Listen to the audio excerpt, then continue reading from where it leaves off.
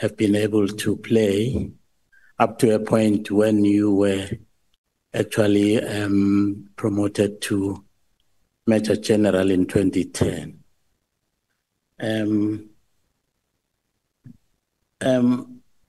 If you could just share with perhaps me the hierarchical organization of your command structure within SAPS.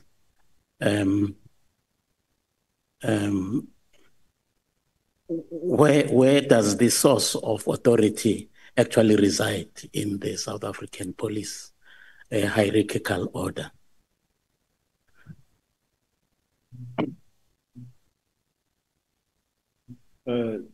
Thank you, Chair.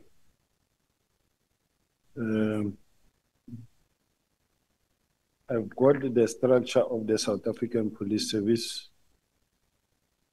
here.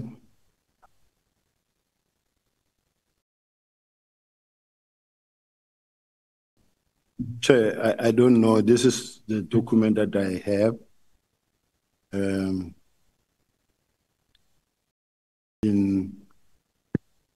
But let me put it this way. I'm the Deputy National Commissioner. I report to the National Commissioner. The structure goes as follows. It is the National Commissioner, followed by the Deputy National Commissioners, 3 of them. Then straight line, you will have your provincial commissioners of the 9 provinces. That reports to him. Then from there, you have the Deputy National, you will have the Deputy National Commissioners going down. So I don't know if Honourable Member want me to take it down further, but I do have the whole structure, the Chair. I do have the whole structure here that shows, and this is the latest structure that was approved by the National Commissioner on the 15th, my glasses, of May 2025.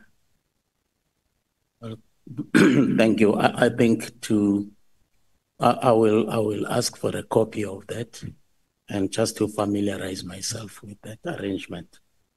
In fact, I'm asking that question because I just want to understand how instructions are actually, how instructions are being made. Can instructions actually come from the bottom up, or top down, or sideways? I just want to understand that. In the police, it comes from top down. Thank you. What is the difference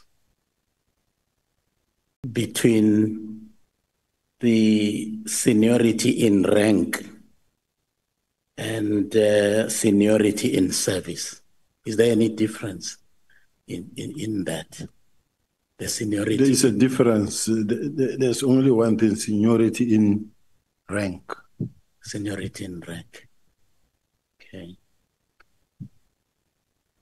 Is it correct, therefore, to say that if the seniority is on the rank, what happens then if you are a group of lieutenant generals? So how is your seniority demarcated in such situations? The highest, the first one to be promoted as the lieutenant general is the senior. Okay. Lieutenant General Spear was promoted in 2010. And Lieutenant General Mkhwanazi was acting commissioner in 2011.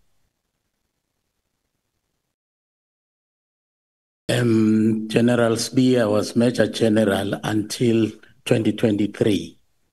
In that situation, where is your seniority, situation actually? How is it actually structured in that situation? If I was promoted as a lieutenant general, and it ended there, he would have been a senior to me. But even promoted as the Lieutenant General, then appointed as the Deputy National Commissioner, that puts me or places me in a senior position.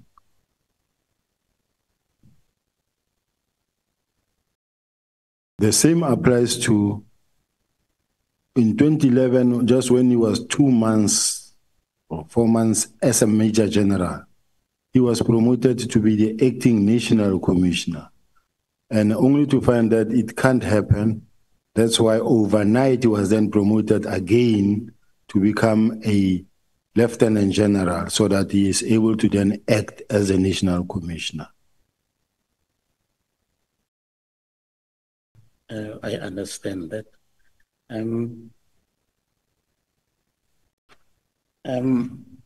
What then do you understand, Lieutenant General USibiya, to be the role and responsibilities of the Minister of Police versus that of the National Commissioner?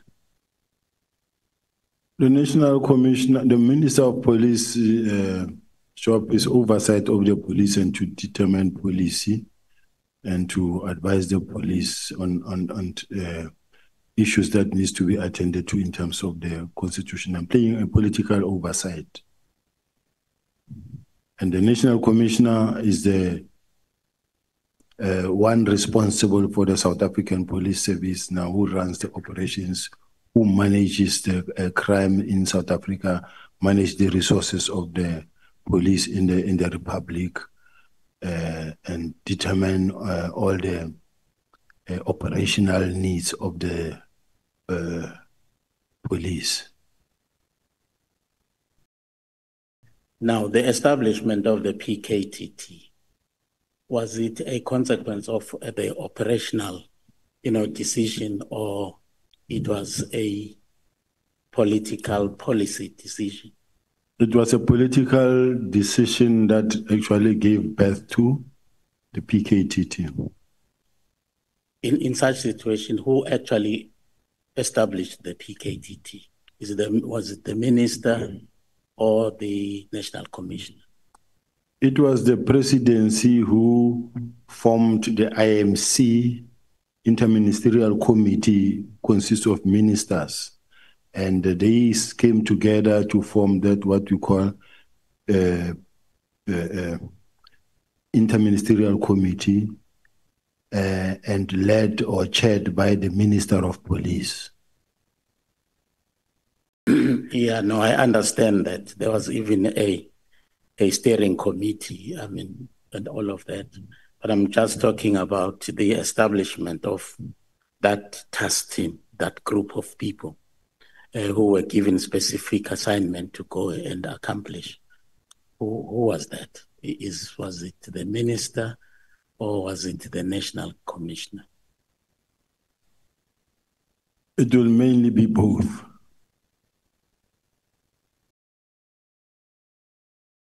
Sorry? It will be both. Okay. Now, in your understanding of the roles of these two people or two authorities in the Department of Police, would you then say that the minister's directive to dissolve and disband the PKTT was lawful and within the scope of the minister's authority in terms of the applicable legislation that governs your operations as the police? As far as I'm concerned, it's a lawful instruction because the minister, who is the boss of the National Commissioner, if you come up with something like that, that says, I don't think this thing is still needed anymore, let's change direction, let's take this other direction. It happened before many times, even Minister Teller's time, it happened before many times. So it happens. And there's nothing wrong, actually, in what is happening, in a sense that it is usual. There's nothing unusual for a minister to write his concerns or say his concerns about a particular matter. I've seen in instances where there's deployment and you find that they deployed 50 instead of 200. And then the minister will say, not necessarily this one, he will say, no, I don't think this number is enough. I don't think this number is enough to be able to attend to the type of crime that is happening there. We need more members there. And then remember, it is the minister's space, as the Minister of Police and appointed in that space, the high level of crimes, it is now on his shoulders as to how he reduces the number, because he also wants to be successful and also to make sure that crime drops in the respective areas. So ministers are hands-on. And as they are hands-on, they do speak to the DGs and they tell what must happen. But General, ministers are not police. They're not trained as police. They are politicians, and I would have a problem with a minister who is hands-on when he has no knowledge of policing. Because then what it would be then the role of the National Commissioner. But you divisional what? Commanders and all of those people. But you also get a situation where the community or the public or the media, they begin to ask questions, say, but where's the minister? That one is dead. It's not there. It's nowhere to be seen. It's missing in action. But when you become hands-on again and you get seen again, you also get accused that you are too much. You are interfering. So I don't know how they're managing it, but from where I'm sitting, I don't think I'm the one who should be really engaged into such type of discussion since I'm not the minister. Well, I'm asking that because Lieutenant General Mkhwanazi was very strong on saying that the minister actually overstepped his authority. He had no right to actually dissolve the PKTT because it's an operational matter. And the National Commissioner also strongly believes that the minister actually overstepped the mark of his authority to dissolve the PKTT because he is the one who actually established that because it's an operational matter. I don't agree with that. Okay. Now, looking at the letter of the 31st December, like the Honorable Member Matthias of the EFF, the 31st of December is the eve of the new year.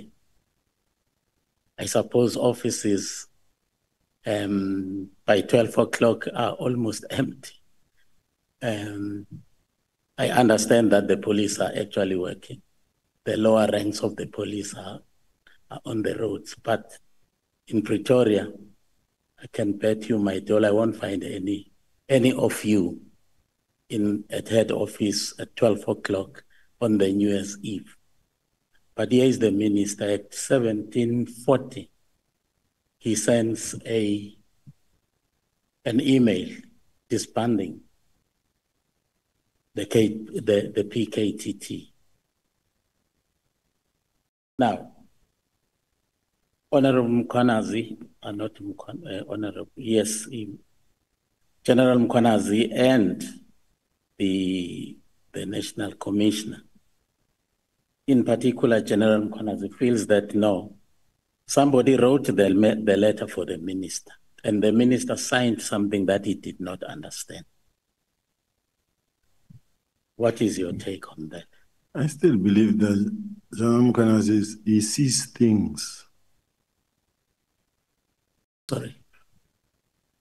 He sees things because some of us from the 24th of January of December, we were operating already down there in Western Cape. We came, I came round about my last roadblock was in Harrismith on the 30th in the afternoon. We were not there, and the minister was already I think at home in KZN. Me, I was operating on the street. I never actually got to get involved in this thing. So if the General Mkhwanazi believed that somebody wrote that letter for the minister, it means he believed that the minister has got no capacity to can write that letter himself, which I find unbelievable. True, I also found it unbelievable when I first heard it, because I know Honorable Minister Mkhunu. We almost grew up together out there, and I know his capabilities. And until I saw a letter from Mary Dehas, because the Mary Dehas letter, if I may just read one, the first paragraph actually indicated is 1.1. She says, in this regard, I request that you, that is Mary Dehas saying to the minister, 1, instruct the National Commissioner of SAPS to immediately disband the irregularly constituted, unnecessary, and wasteful political killings task team. The National Commissioner must immediately stop the deployment of General Khumalo, who heads the CIS. Now, even the terminology used in this letter is almost the same terminology that you would find in the letter written disbanding the PKTT. What would be your take in that? I think the minister will be invited to come and defend this type of statements. No, that's fine. I will ask him. Thank you.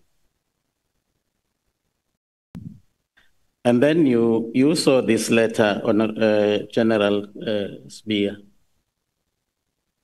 on the 3rd of January, when Brigadier General Mtoko, yes, came to your office with that letter, with that, is it a directive or something, to say that this PKTT must be disbanded with immediate effect. And the commissioner was not there. The national commissioner was on leave. I didn't hear you actually saying that upon receipt of this letter, you actually made any effort to contact the acting national commissioner, in this instance, Lieutenant General Musikili. Why was that? Because once you are, the national commissioner is on leave and you are appointed as the acting national commissioner, that document was circulated or sent to the national commissioner on the 31st of December, but it was only sent to me on the 3rd of January. And the National Commissioner says it in his own statement that the National Commissioner said in his statement that he signed, he says in his statement that he directed Brigadier Letoko to write an email to us and tell us that we must act and prepare a report. So it says, I'm looking for that letter where the National Commissioner himself said, I directed Brigadier Letoko to write this letter to the Deputy National Commissioners to prepare reports. So which means the National Commissioner already places himself in action, in his own words, in his own statement that I read earlier.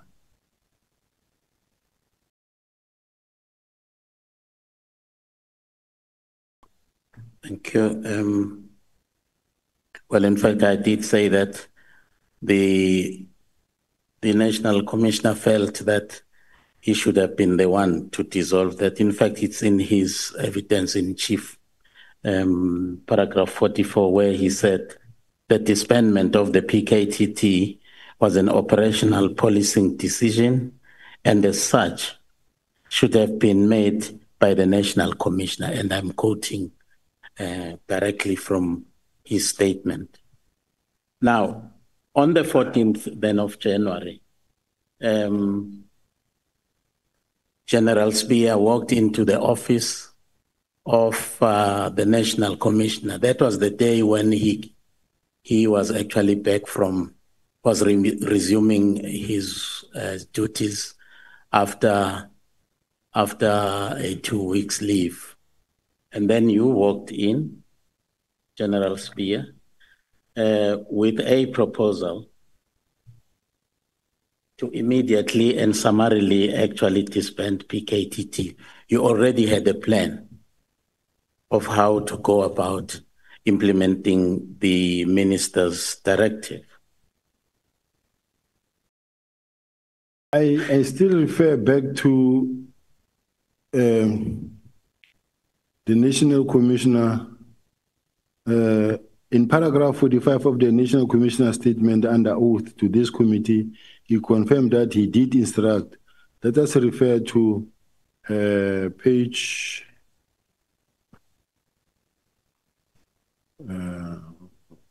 which one is the page correct? Please turn over.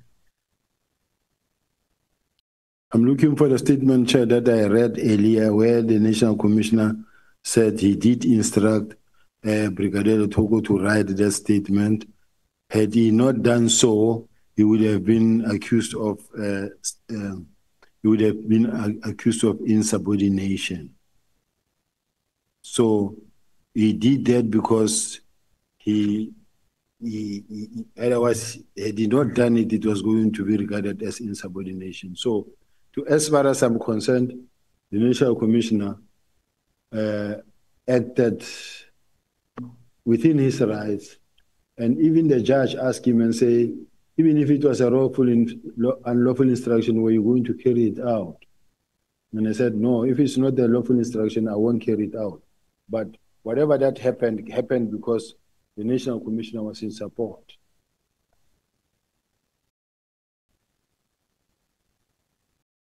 And on the 15th again, 15th of January 2025, General uSibiya visited my office, and that is the National Commissioner saying this, and found me with Major General Sibula. Yes.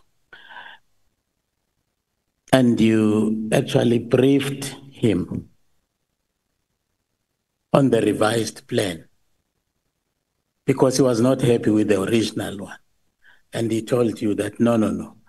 Disbanding the PKTT cannot be an abrupt thing because of reasons. And then he gave those reasons.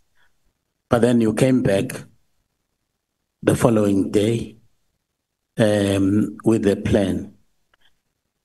And then he actually specifically, instructed you to leave the matter to him. Hence, in your bundle, there is that letter, which ought to have been signed by him, but he did not sign it. And then Lieutenant General Spear left the office, and on the 17th, he wrote a letter, a directive, a letter carrying a directive to Lieutenant General Khumalo to implement with immediate effect the minister's directive. And that to me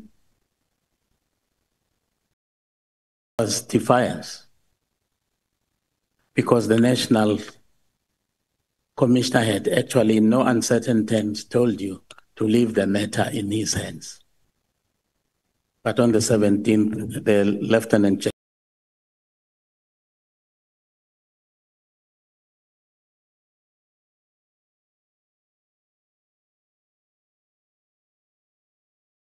General Spear leaves the office and then starts issuing an instruction to Lieutenant General Khumalo to continue implementing the minister's directive. And I want to believe that was defiance. That is why I opened this discussion asking you about how the hierarchical stratification is actually arranged in the police and how instructions actually are made. And then you correctly said that. Now, here is an instruction from the highest of the police to leave the matter in his hands, and then you go out and do something differently. Let's say for a moment, Chair, that was the case, of which it was not the case, but let's say for a moment, let us agree that that was the case. The National Commissioner says, I came on the 15th and I found him sitting with General Sebola in his office. That is on the 15th. Now, General Sebola is part of the discussion and she can hear the discussion. How then does it happen that General Sebola, the same General Sebola was sitting with the National Commissioner, sent a document to me on the 16th, having heard what the National Commissioner said? On the 16th, she sent me a document and she go to my PA and say, I'm sending you a document, just print it and give it to the general for signature. And this document is the document that comes from the National Commissioner's office, compiled by the Office of the National Commissioner, General Rabi, sent to me by the Office of the National Commissioner and by the highest authority in the National Commissioner's office, which is General Sebola, to my office. If that is the case, that what the National Commissioner was saying, or he said, that stop, don't do anything further, I will handle the matter forward myself, in the presence of General Sebola. Then how does it happen that General Sebola sent me an email and attached the documents and say, let the general sign this and send? Well, it's something that would need to be resolved at your level. But here is the National Commissioner saying what he's saying under oath here. And let me continue that on the 16th of January, there was a meeting between the minister, the National Commissioner, and Lieutenant General Khumalo was there. Sorry, Chair. I have a question that I want to ask. I know I'm here to answer, but there's a point that I need to clarify. Okay.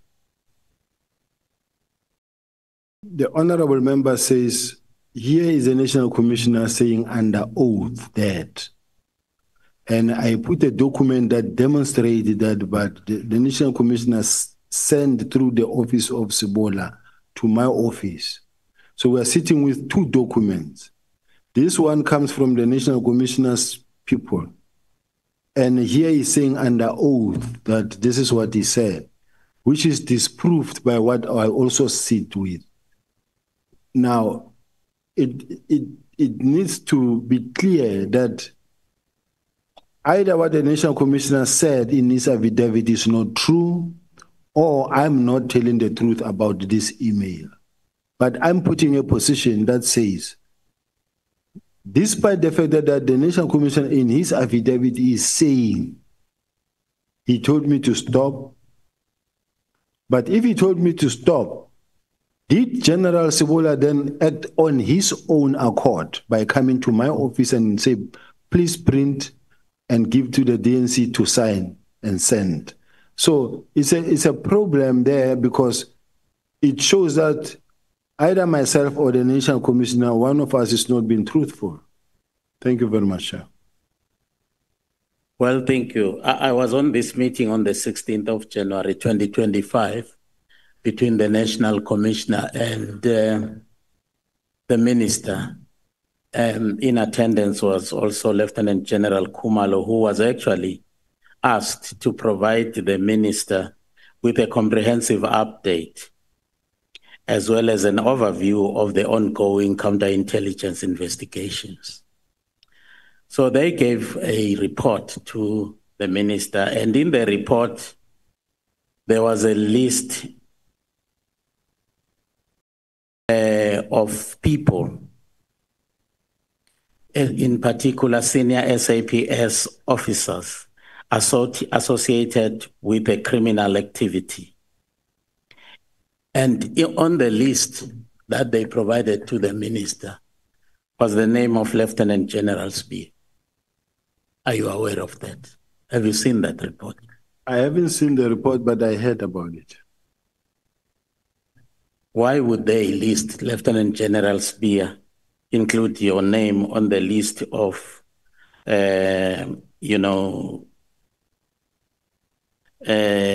personalities or senior subs officers who are actually associated with the criminal activity? Why would they do that? Well, that is something that I'm also still waiting, because, I mean, when was that? And the whole year passed by with that list in their possession and not acting on it.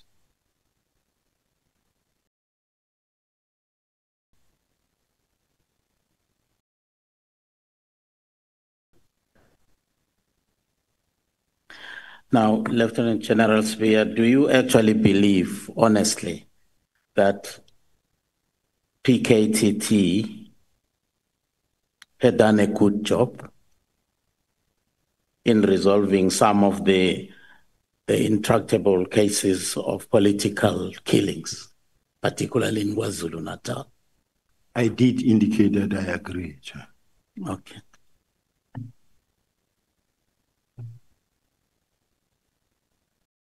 So therefore, the minister's assertion that it actually has outlived its usefulness and is no longer adding any value may not be entirely accurate.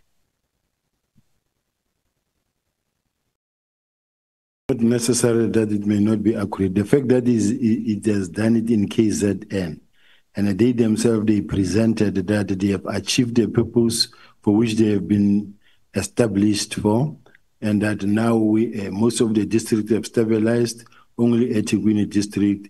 It qualifies the statement that these people no longer really are that active anymore. Okay, thank you.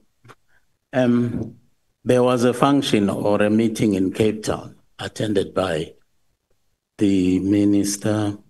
I can't remember whether it was the then minister, Cele, and General Mkhwanazi was there, if I'm not mistaken, the National Commissioner, and yourself. And, it was Minister Cele. Minister Cele actually he asked you about the people who had actually been arrested for the murder of AKA. And he was concerned that he was not too sure whether the people arrested were the correct people, the right people who actually had in fact committed that crime. And then he wanted a briefing in that effect. And then you quickly actually, embarked on organizing that briefing. You phoned someone in the province of KwaZulu-Natal police headquarters. And I believe it was General Mgobozi. Now, I can't understand why you would actually phone Mgobozi and not the provincial commissioner. Just to because it would state. Actually appear that could also have been the source of the conflict. In fact, you said so. That could be one of the sources of the conflict between yourself and General Mkhwanazi. Just to correct the chair that it's not a question of Minister Kele wasn't so sure as to who has been arrested and why they've been arrested. He just simply asked a question, are you sure you've arrested the right people? And the answer was yes, Minister. Can I see the team so that I can get a full briefing? Yes, Minister. And now, mine, in an attempt to expedite, I contacted General Mgobozi straight, which is the Deputy Provincial Commissioner at KZN. I say, I just spoke to the Minister, and the Minister requests that the team should come up to come and brief him in KZN, in Gauteng. Will you please also inform it? Will you please inform the team and also inform the PC? We agreed. Up until when he called me back, the deputy PC saying that, hey, General, the PC is fighting. Can you please call him yourself?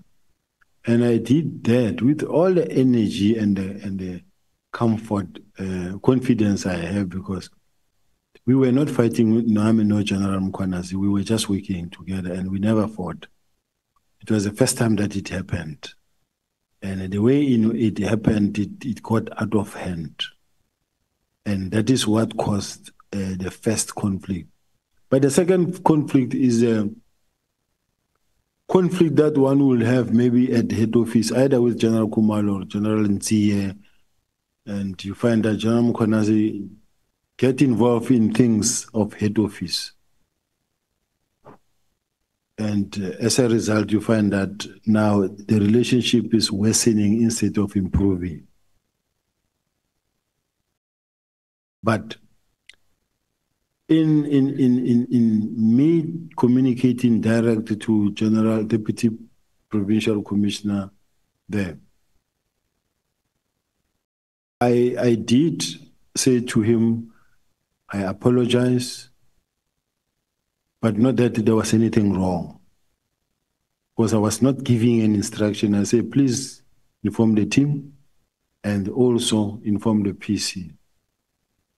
So it is not something that was supposed to actually even last or cause a big fight, because this is something that can be spoken about and finish.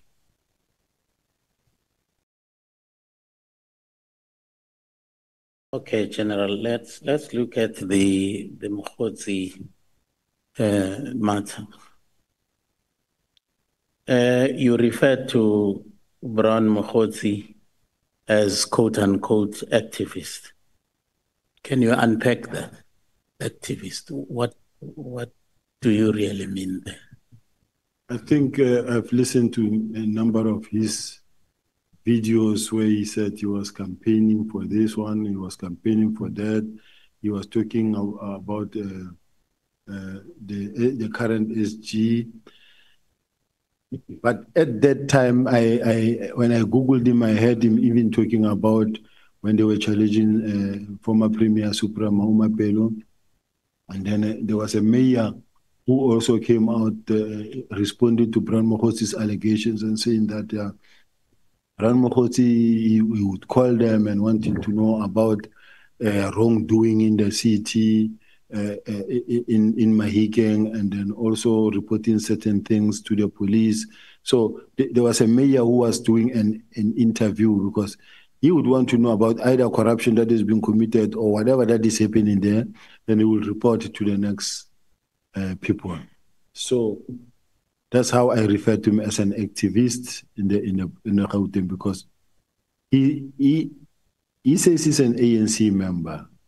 And I don't know whether he's a member of Umkhonto weSizwe or what, but he is a person who's involved in politics as well. Do you have this communication with him on a regular basis? I'm trying to avoid using the word a relationship. No, I mean, frequent communication with him on a regular basis. He's not. I don't have a relationship with him, but I have communicated with him a number of times. I'm saying this because on paragraph 77 of your evidence in chief, you say that Mokhotzi actually contacted you to warn you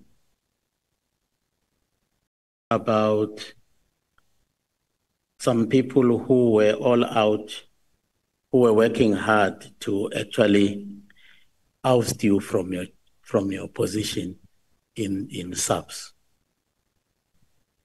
And further, he told you that some people were circulating false information about you. So that is actually something that can actually be done by someone who is very close to you, who is very concerned about what is actually happening. Someone who's really, really concerned about you as a friend or as an acquaintance or as a relative. Not correct. Okay. Because someone can pick up information that affects you and just give you a call and say, hey, I had certain people planning around you. Be careful of so-and-so and so-and-so. So it does happen. I wish I could get people to warn me. You will get me, sure. Honorable Chair, there is also this matter of Matlala. Have you met him before? I did indicate, Chair, that I've met him several times. Okay. Can you share with us why he's in prison as a head of intelligence? It later transpired that he was at some point involved in the attempted murder of a lady. That's what I heard. It's a matter that we are not involved in. Myself, I didn't know about it. Yeah, because in your evidence in chief, you did actually allude to the fact that Matlala was actually quite a well-known character within the SAPS echelons in Pretoria. Yes. Now, suddenly, boom, Matlala is in prison. Where does that put the reputation, the integrity of our national police, head office? I would like to believe, honorable member, that at some point, either before or now or in future, sometimes you can know somebody and then you find that you speak to this person maybe regularly only to find out later you get to hear about this person, that this person is involved in 1, 2, 3, 4. That's when you start raising your ears, and that's when you start also stepping back. But General, as a head of intelligence, you certainly cannot allow a situation where a character whose background is not known to you to actually frequent and walk in and out of your offices at head office level. And then suddenly that character is arrested. Then you come and say, hey, I did not know that this man was a criminal. Why? Head of intelligence. Head of intelligence, it doesn't mean that, like, for instance, I have the intelligence and the intelligence are reporting to me what they're doing. The intelligence are falling under me, but they were not, like the counterintelligence are not reporting to me. They're reporting to General Khumalo. Now, I won't know. But above all, even the police themselves at the headquarters, they were not really aware even how he got to be allowed on the premises there and also be the one to service the student, run the hospital of the student. During the police events at the college there, we will also have his gazebo there. So he was known. It's not like in my case, I'm to be singled out as the only person who was communicating. Most of the generals there knew him, like any other person who is known not to be a criminal. I didn't know that he's a criminal person.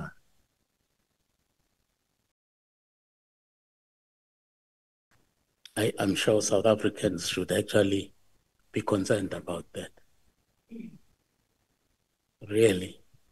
If our head office is actually frequented by criminals and our highest echelons of our crime prevention actually systems, they do not actually pay any particular attention to that situation, I would find that very, very troubling. Okay. To the dockets, the removal of our dockets. When you actually, outline your responsibility as one of your responsibilities as the Deputy National Commissioner, you said that you are responsible for all dockets in the country. Is that correct? That's correct. Yeah, and you're in your evidence in chief yesterday, you really bitterly, I don't know whether you were complaining or, but complaining about the dockets, the 121 dockets, which nothing had actually happened to them, some of them for 3 years, and so on. And my question is, what happened to Lieutenant General uSibiya? Why did you not pick that one up? Because that's your document. That's your dockets. Why has there been no activity in some of those dockets? And why have you not picked that one up?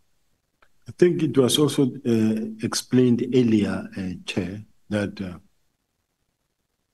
the political killing task team reports to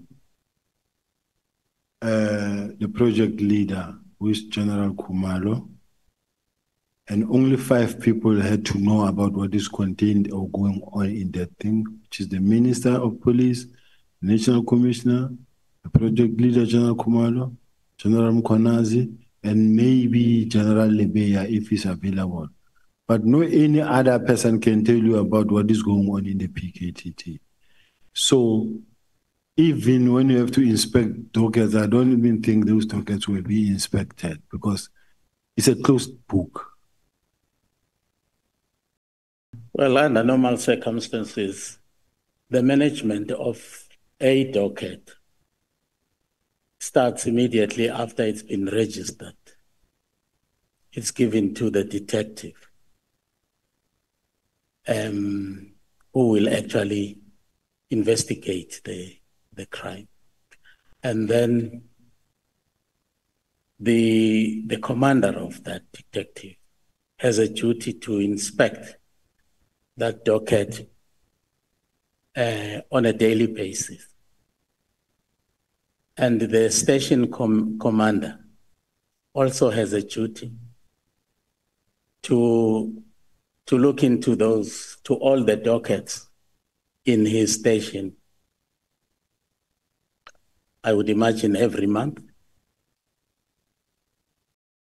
And the provincial commissioner as well must actually have a look at the progress of those dockets. Now, ultimately the national.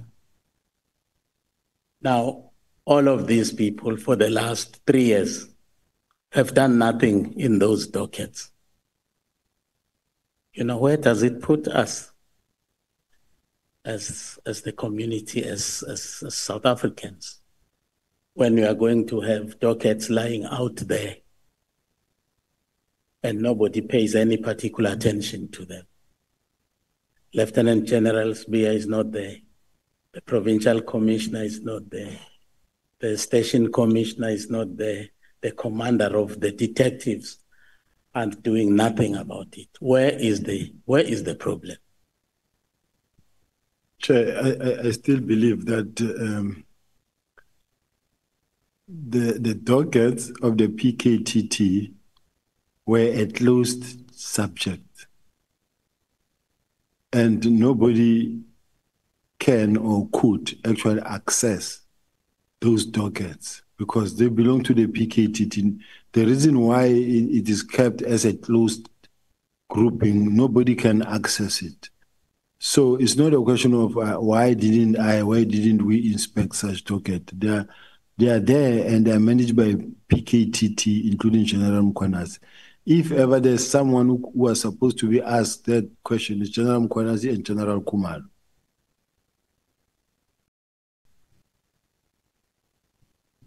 Okay. The political interference in the operations of the police. I know you have actually answered that question regarding the WhatsApp message, which was directed to the deputy minister, where a reference was made to comrade, I quote unquote, comrade Matebula. But I have no problem with that. But I want to also look at the statement which was made by Lieutenant General Mkhwanazi under oath here, expressing a concern that the level of political interference in the activities of the police, especially at head office level, is concerning. And then he said it started in 2007 when senior managers, senior officers of the police attended an elective conference of a particular party in Polokwane. When they came back from there, they came back as a divided force, and having gone there not to do any particular operation, but they were there as observers because they had their own even marquee. Then when they came back divided because of what happened in that conference. So much so that some of them became, organizers of political parties. There was a new party, COPE, which had actually been formed as a result of what happened there. So Lieutenant General Mkhwanazi, shared with us that things then went haywire in Pretoria. Could the situation that we are actually seeing now not actually emanating from that situation? in 2007.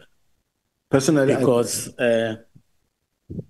just now, coincidentally, Lieutenant General uSibiya is in Cape Town on the 8th of January, when a political party is actually celebrating its own, activities. Not that I'm jealous about that. It's just that I have not seen General Mkhwanazi or General uSibiya in our activities. We are having an activity over this weekend in Gauteng, and I'm not sure whether I will see General uSibiya. I'm looking forward to seeing him.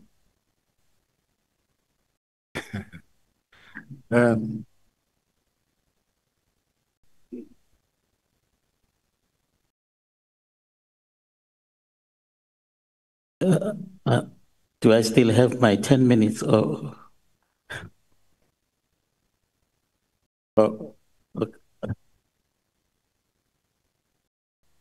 Honorable Ngongo, I want you to say to me, I'm left with one or two questions. How many questions are left?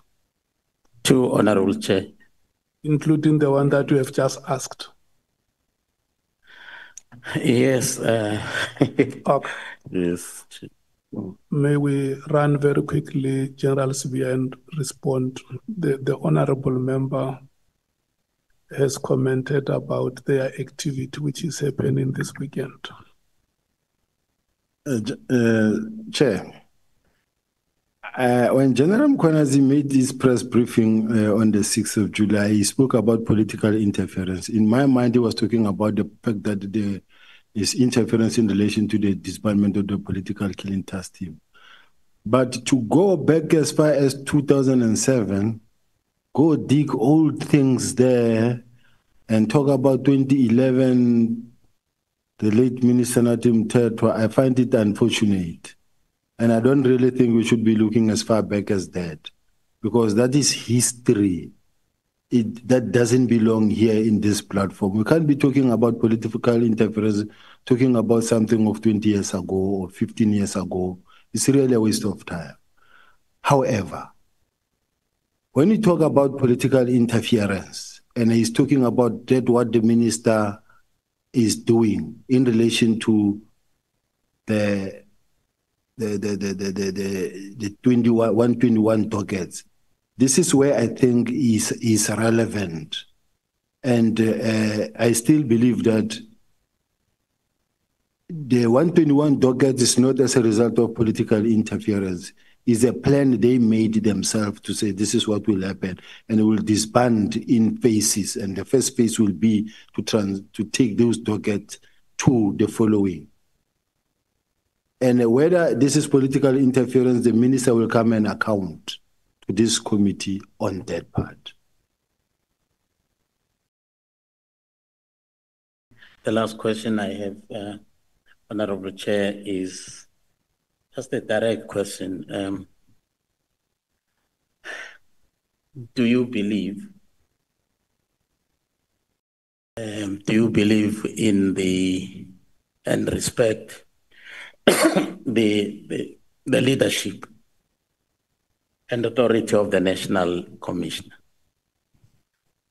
Given the fact that, firstly, there was that episode of defiance, which I had actually discussed with you. And secondly, in your closing remarks in your chief evidence, you are very scathing, in your assessment of how he should have actually handled the whole matter of the disbandment of PKTT. And lastly, you are actually even alleging that he is actually very selective in the treatment of all of you in your office. There are people who are actually getting special attention, the likes of General Khumalo, for instance, because you mentioned him by name. Now, that is what prompts me to ask you, whether you actually trust the National Commissioner, you have faith in his leadership and capabilities and so on. I thank you, Honorable Chair.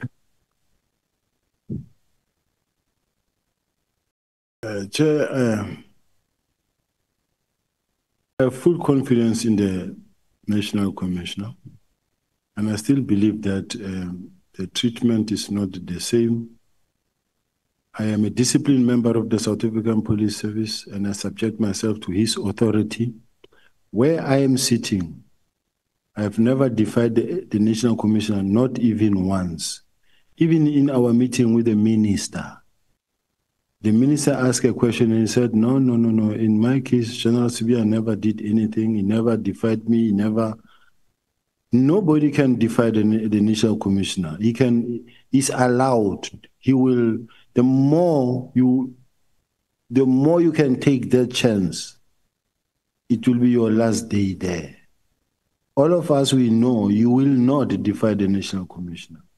His word is his word. I have never done. The last time I met with the National Commission, the relationship was good, perfect. That is why even when you look at the performance, my performance is 100%. And I can show you, Chair, from January this year, all the trips that we undertook with the National Commissioner, right up until the 4th of July, I've been working very close with him. So if I was rogue and the relationship was sour or there was no good relationship, it wouldn't have happened. But I've got documentary evidence that can take you through each and every day affairs where I was with the National Commission. He caused me to act, to chair the BOCs.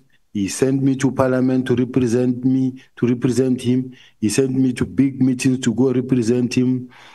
The Interpol conference that we all saw in Cape Town, that was happening here in Cape Town, I'm the one who arranged it and who presented it at every levels.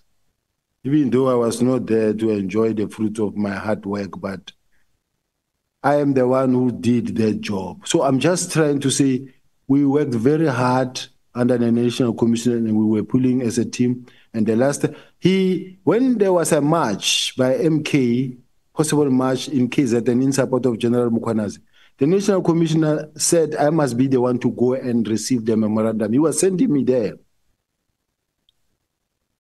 And I'm happy it didn't happen because I don't know what Honorable Nkosana was going to do to me there. So then it was stopped, Chair. Thank you very much. Okay. Thank you so much, Honorable Mwango and General uSibiya. The next honorable member is Honorable Sauls.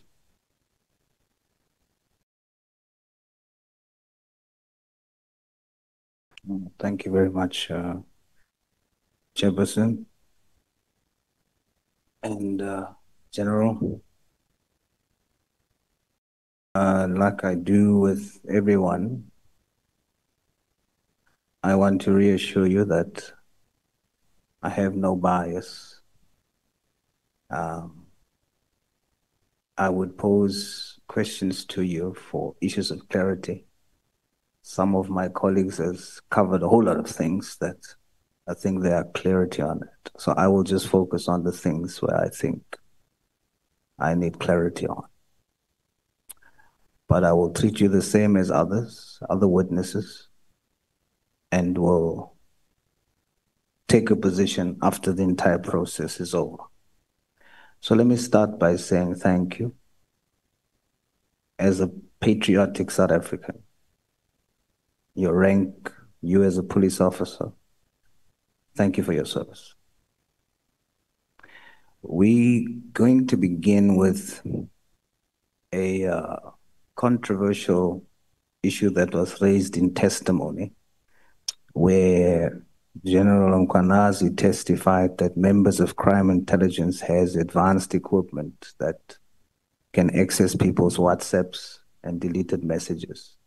The question was posed to the National Commissioner, and in his testimony, he said he can't answer. He will refer that to his divisional commissioners. While you are a deputy divisional commissioner. So I'm going to pose the question to you. And does crime intelligence have advanced equipment to access people's WhatsApps? Chair, it will be irresponsible of me to respond to that type of a question in the sense that I will be displaying out there the capacity and of the crime intelligence and the expertise the police have. So it's something that I cannot really account or say that because remember that if I say yes or no, the criminals out there will benefit from this response. So I think I must join the National Commissioner there to say, if the Divisional Commissioner wants to say it, he will say it, but I doubt if he will do it. Should this committee take the testimony of General Mkonazi then as fact or hearsay? Because the National Commissioner didn't deny it. He just said he's going to confirm with someone on your rank or your position. Should we consider it hearsay or fact? At this point in time, Chair, on the issue of those type of equipment, whether they exist or not, it remains the secret of crime intelligence on how they fight crime. So it's not something I can really venture into. Is there a possibility that such equipment does exist?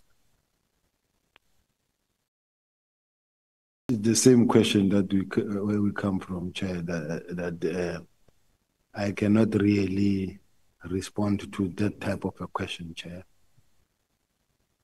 Out of respect as well, Chair, it's just a question that is not easy when you are a law enforcer.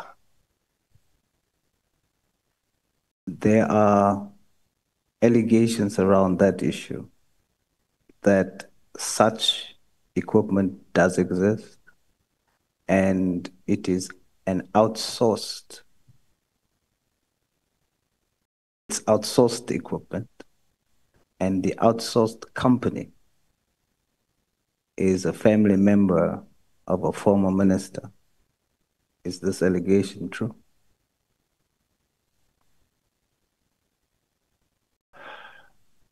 Not that I'm aware of. I do know that there are private security companies that will have capacity over and above extra or ordinary policing, because there are powerful security companies there who some of them may be licensed, some of them may not be licensed, but they invest in technology, and some of them you'll find that they procure this equipment overseas, and you will have such a situation because the market is open.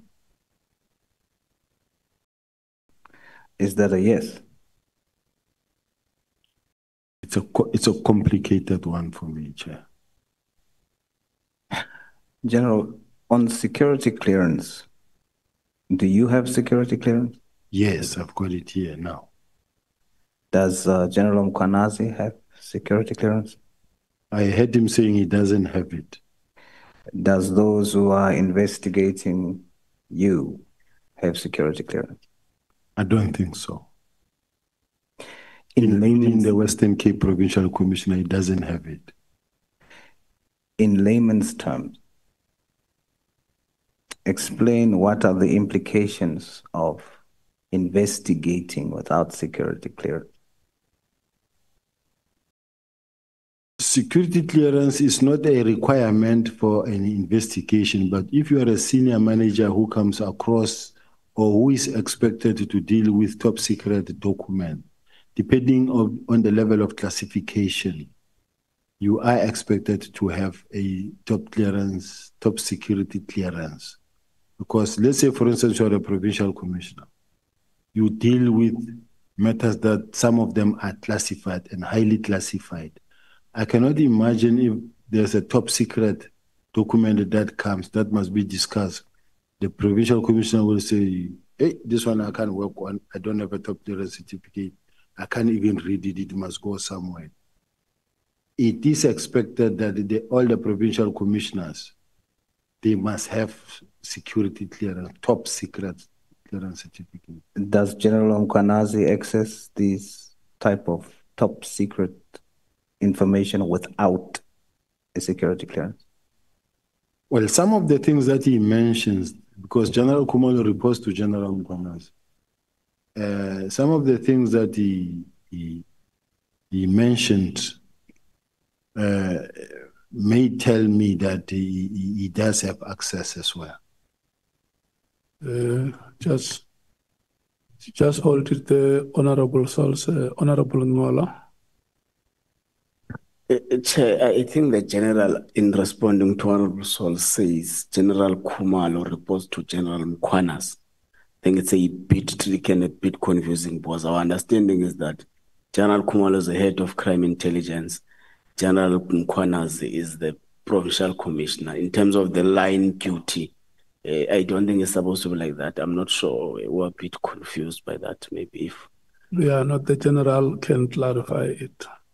The PKTT, I know the fact that it is, the project leader is General Khumalo. But the person who's fighting hard in this case is General Mkwanazi, who says, I was not told. And the targets were taken without my permission. Now, General Khumalo had to account to General Mkwanazi.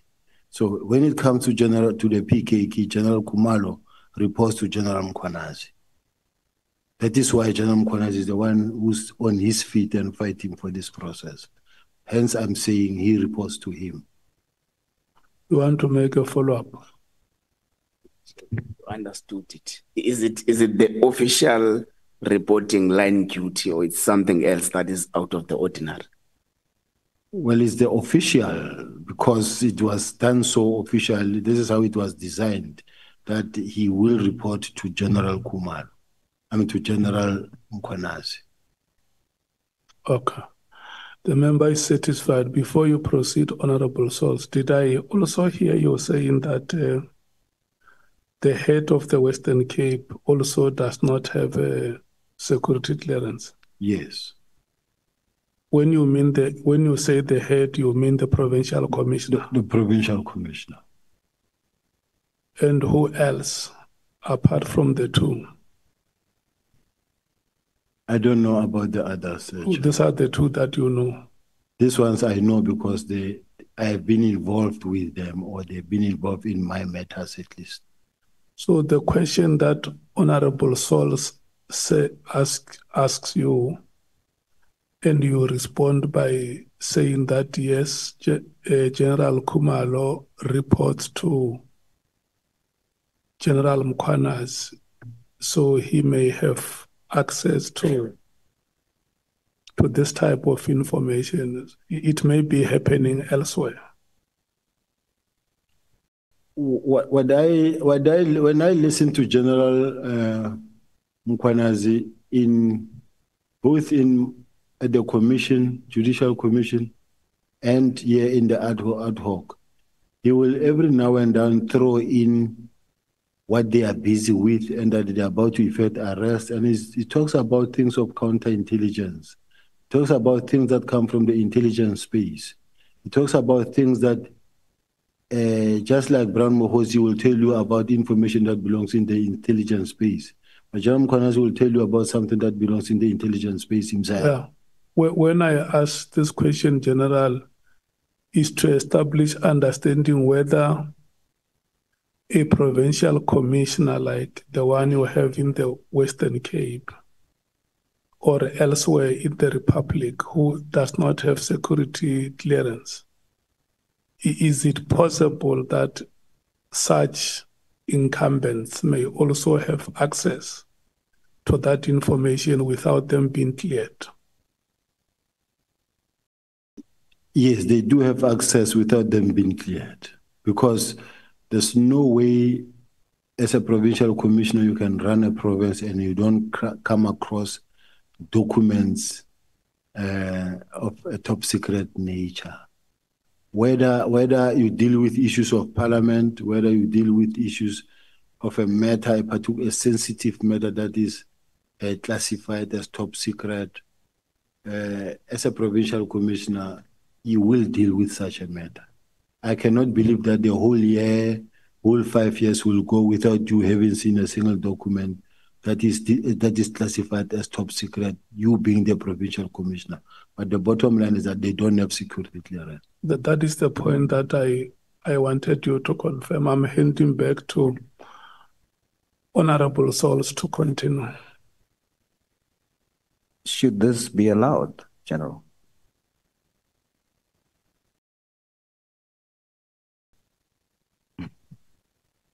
Not at all.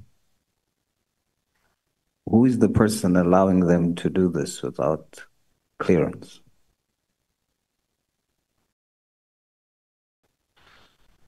I think the accounting officer is the one who should actually ensure that all people that are appointed in terms of or as the provincial commissioners or the top structure of the police should have top clearance certificate.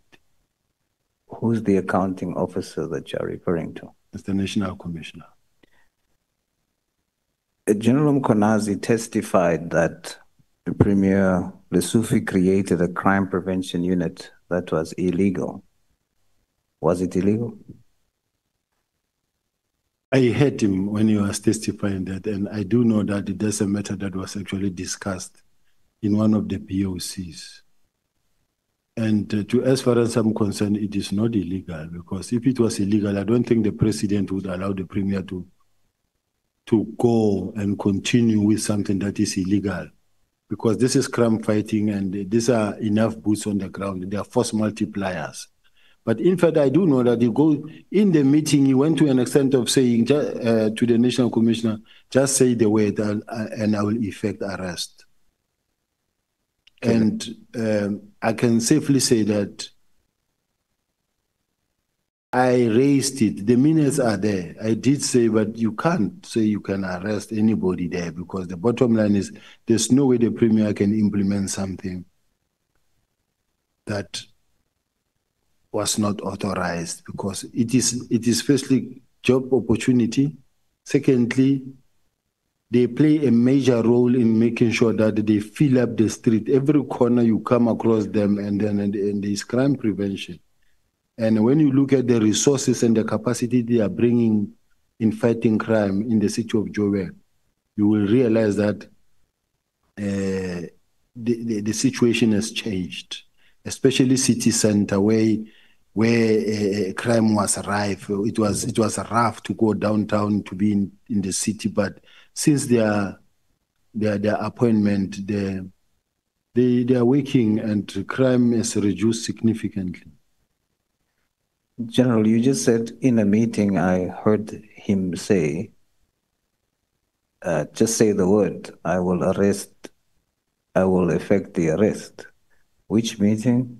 Who was in the meeting? And who is he that you are referring to that said he wants to arrest? It was a Board of Commissioners meeting. And in that meeting, that's where he mentioned that because they were actually debating it, including legal, and legal was tasked to go and check whether are these people peace officers or not, and should they be existing or not, because the Constitution says there shall be only one police service.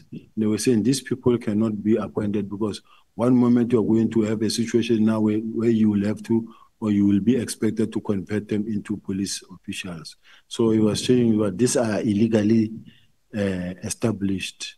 And then, since they are illegally established, he said, just say the word, one word, I will go arrest. So when he says, just say the word, I'll go arrest, I don't know whether he was meaning he will go arrest the premier, or will go arrest all of them. But I guess the minutes of the meeting are there to say it. Who's he? General Mkhwanazi.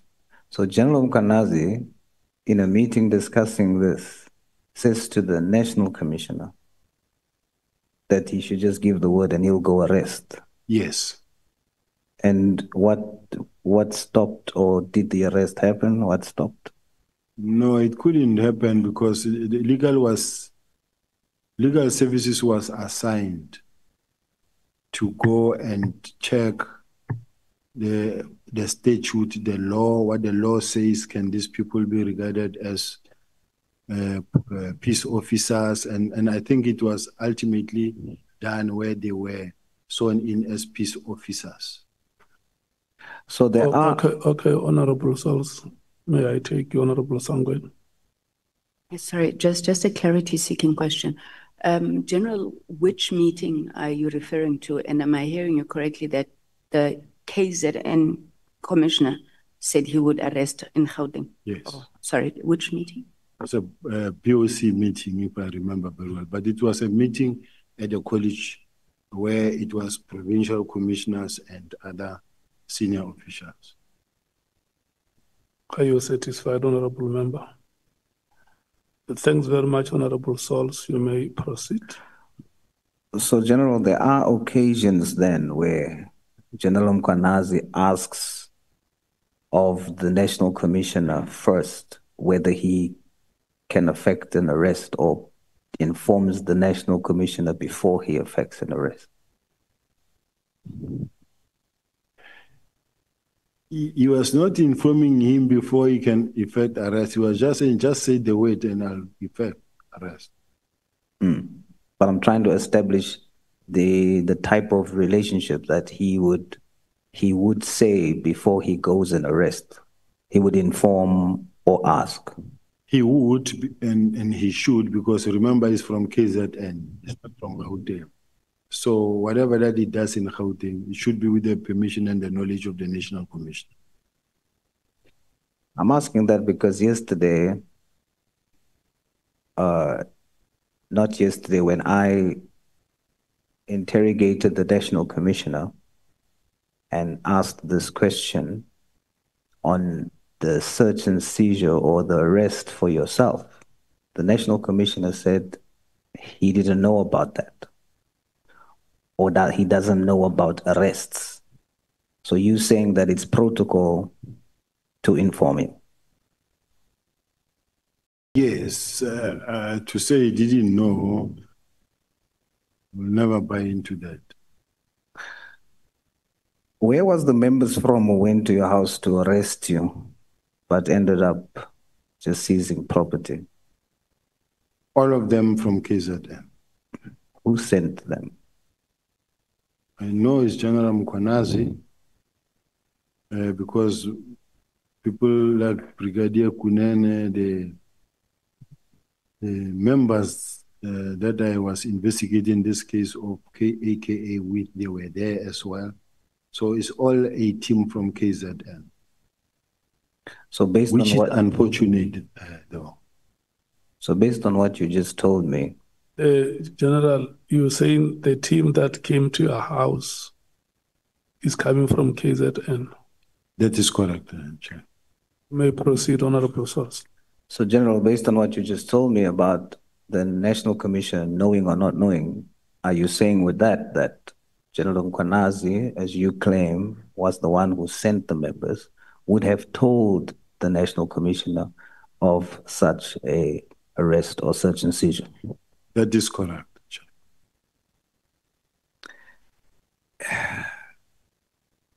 Let's go into the possibility of factions within the ranks, because that's something that we have dealt with. General Mkhwanazi testified that you are a baby in rank in comparison to him. What is your rank? I'm a Deputy National Commissioner and I'm a senior to him. What is your rank? I'm a Lieutenant General and a deputy national commissioner. What is General Mkwanazi's rank? He's a lieutenant general, a provincial commissioner. General, in layman's terms, explain to us the protocols on how you become a lieutenant general. As you grow up the ranks, you become, and then you will have a cross sword and 2 stars. Then you become a lieutenant general with 3 stars. Then you become a national commissioner, 1 general with 4 stars. So you become a general, a lieutenant general. All generals, major generals that are entering or stepping into the general rank are major generals, which is the lower rank of being in the general space. Then when you get promoted, you become a lieutenant general. Then when you become promoted more, either you become a deputy national commissioner or the general himself, the national commissioner. So,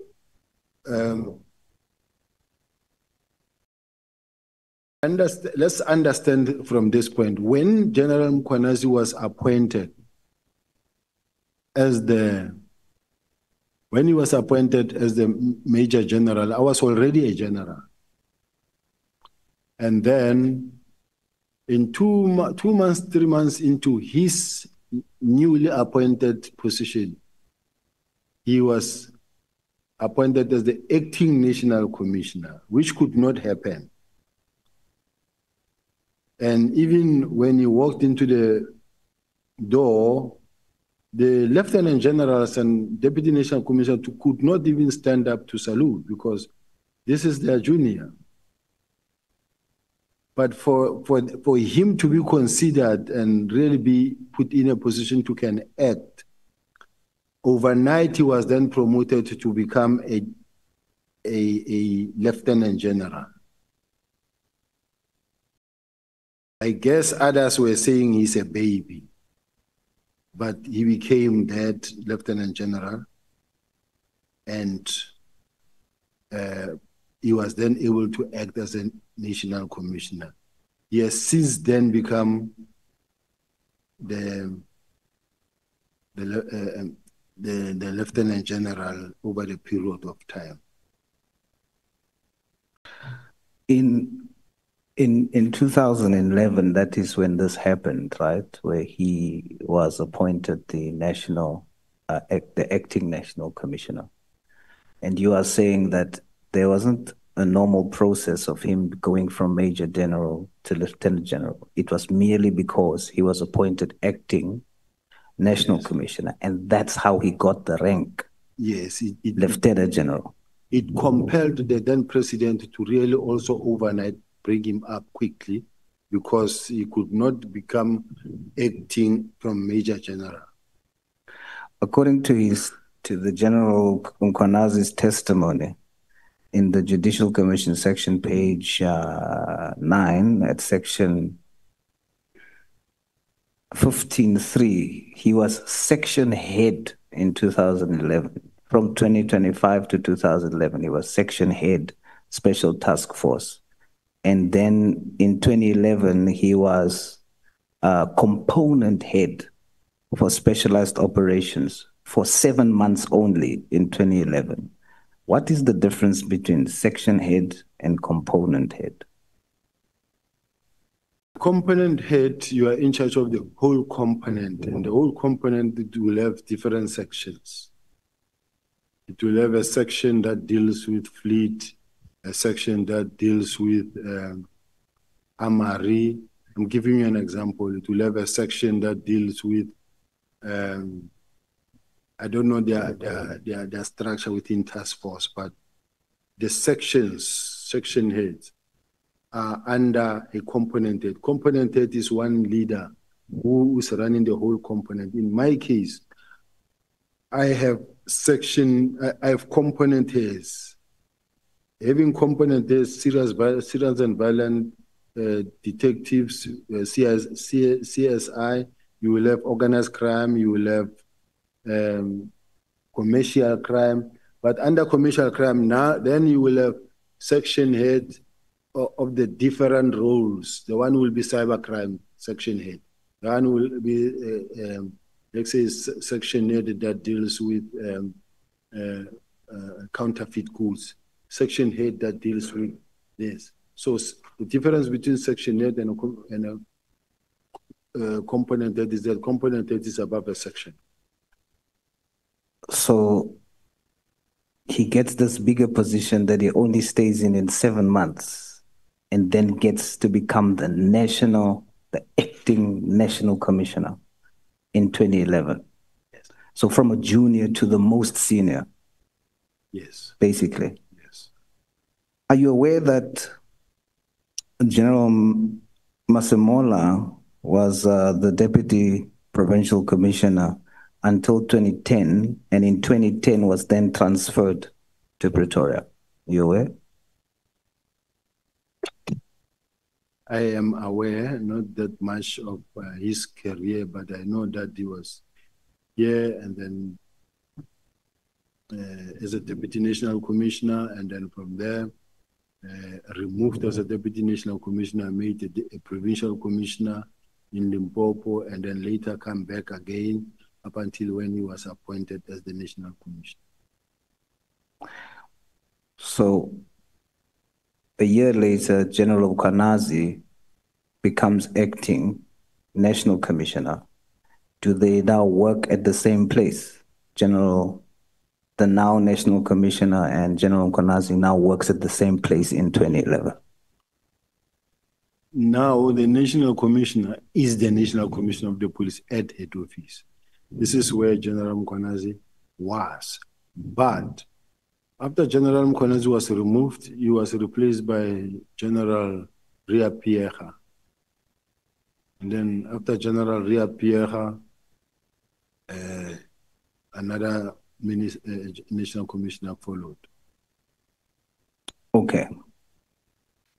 So now in 2012, months after General Mkhwanazi is acting national commissioner in 2012, are you aware that he then gives or appoints General Masemola now as Deputy National Commissioner Operations? Are you aware of that? Yes. So General Mkhwanazi does that before he leaves? I think so. I'm not sure. Is there anybody else that got promoted apart from General Masemola? Promoted as what? Anybody else that was appointed as acting national commissioner that General Mkhwanazi appointed, or was it just that appointment of General Masemola? No, since General Masemola was appointed as a national commissioner, he's still a national commissioner. No, when General Mkhwanazi was the acting, he appointed General Masemola as the Deputy National Commissioner for Operations. Is there any other people during that time that General Mkhwanazi appointed into positions except for General Masemola? I'm not so sure, Chair. I'm going to make mistakes in that because I was not part of that. Then in 2018, of course, General Mkhwanazi becomes acting provincial commissioner, and in April 2021, he becomes full provincial commissioner of KZN. 2022, General Masemola becomes the national commissioner in 2022.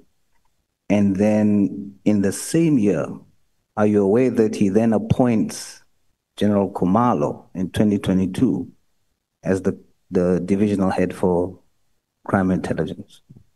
Yes. Please state for the record. Yes, I'm quite aware that General Khumalo was appointed as a divisional commissioner somewhere around about 2022.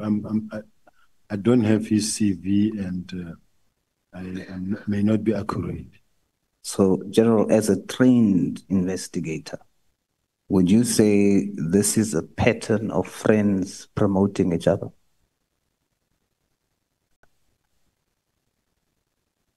That is not for me really to say at this point in time, Chair. You testified earlier that there are cliques and it creates an unhealthy working environment. Who are you referring to when you say there are cliques? Personally, at this point in time, when I'm facing, I'm sure the whole world can see that I'm faced with a situation where it is General Khumalo, General Masemola, General Patekile, and General Khumalo. I'm in a situation now and overwhelmed by a lot of processes at the same time with a view to push me out. So you will see that General Mkhwanazi, in fact, for me to have been removed, it was just planned that General Mkhwanazi will go make a press conference, and then out of that press conference, I'll be calling him and I'll be suspending him.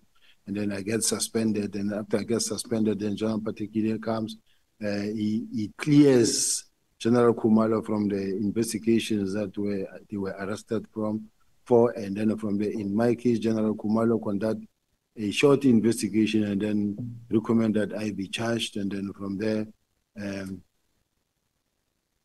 I expect anything in this case that will happen. But the bottom line is there is a clear focus by a group of people that are focusing on making sure that I am out of the system. General Mkhwanazi testified that the docket was taken, and I know you already testified on that, that's why I don't want to go in detail with it. But then when it was discovered that the dockets does not contain anything about Gauteng, and then the dockets was sent back, and then General Khumalo was targeted because of interference to stop the arrests in Gauteng, and they place you at the center of that. Are you interfering, General, with investigations and arrests in Gauteng? I wish he can tell me where have I interfered. Whether it spoke about Katiso Molefe, what was my role, where did I interfere? Whether it talks about Ket Matlala, where did I interfere? Whether it talks about Mr. Swart, what did I do, where did I interfere? Because I've never been involved in all of those things. Other than when we talk, let's say for an example, the kidnapping story. I've always been the one talking about the kidnapping of Mr. Jerry Bushwa. I spoke about it even in the police summit. I spoke about it when we were with the DPCI experts, the people that know how to investigate the electronics. I spoke I called all the teams together, even as we speak.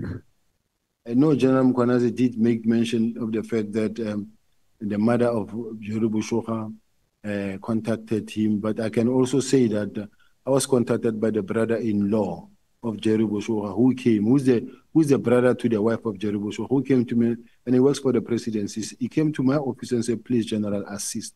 I called all the experts. Even today, the family is happy with this investigation in terms of the progress. I do have a progress report in terms of this thing, because the team that is there, that is investigating, they are doing everything in their power, and they are working with the family. They are taking the family into confidence.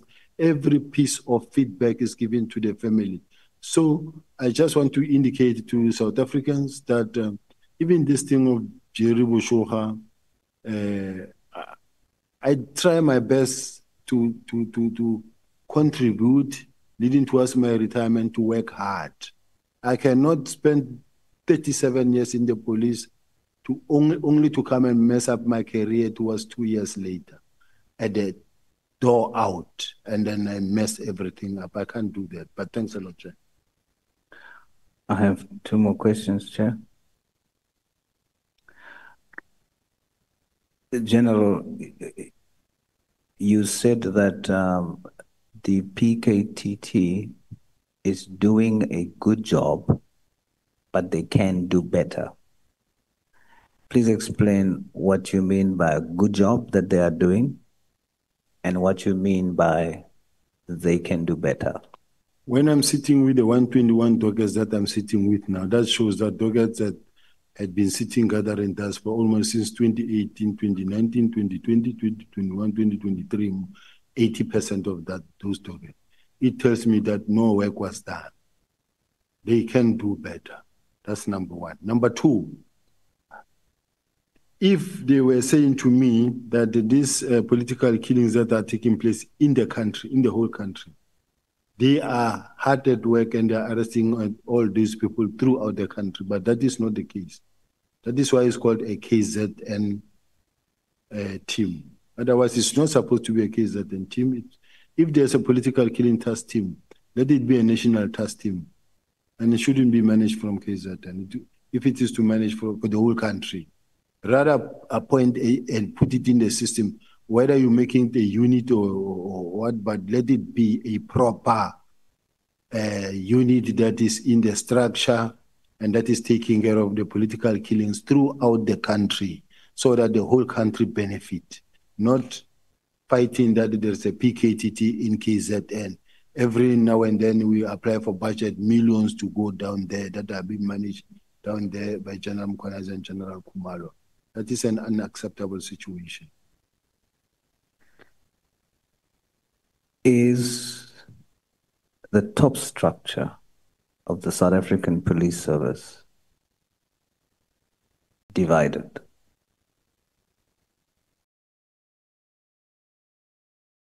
In my case, I will say, because of the fact that I know the feeling about me, I can't sit here and defend the management and say they are not divided.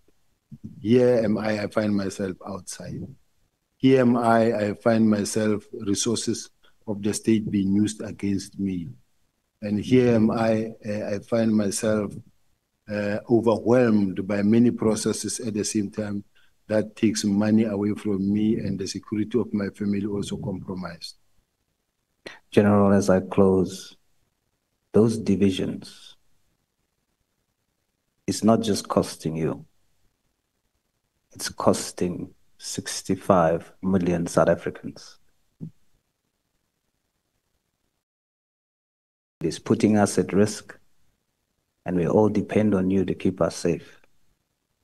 We have questions about where is Jocelyn, Nathaniel, Julius, and many other cases. A house divided against itself cannot stand. I hope that, as you said, you are divided. I put it to you. The core reason why crime is at the level that it is, apart from what we are investigating now, but at the core, it's because you guys at the head is divided. If you're going to fix anything, fix that for the sake of South Africans. Thank you, Chair. Thank you so much, Honorable Sols. Thank you, General uSibiya. Honorable Vessels, are you ready? I am. Thank you, Chairperson. Thank you so much. Good evening, General. Evening. Let me start where you left off just now. And throughout the proceedings, you've identified certain issues that you have with the PKTT. Certain challenges, exorbitant costs, inefficiencies, wrongdoing, even corruption. Are those concerns new? Or did you have those concerns prior to the 31st of December 2024? They have been there, but they needed an approach to be able to address, because this is a closed space. Did you ever voice those concerns prior to the 31st of December? I haven't really voiced them out in a sense of the way they're saying, but why is this thing happening? Why is this happening? But from where we are sitting, each time you get a complaint from forensics that says, General, can I have my two forensic experts back because we need them in the forensic space? Otherwise, if they are not in the forensic space, it's a very serious problem because it compromises our information. It compromises the independence.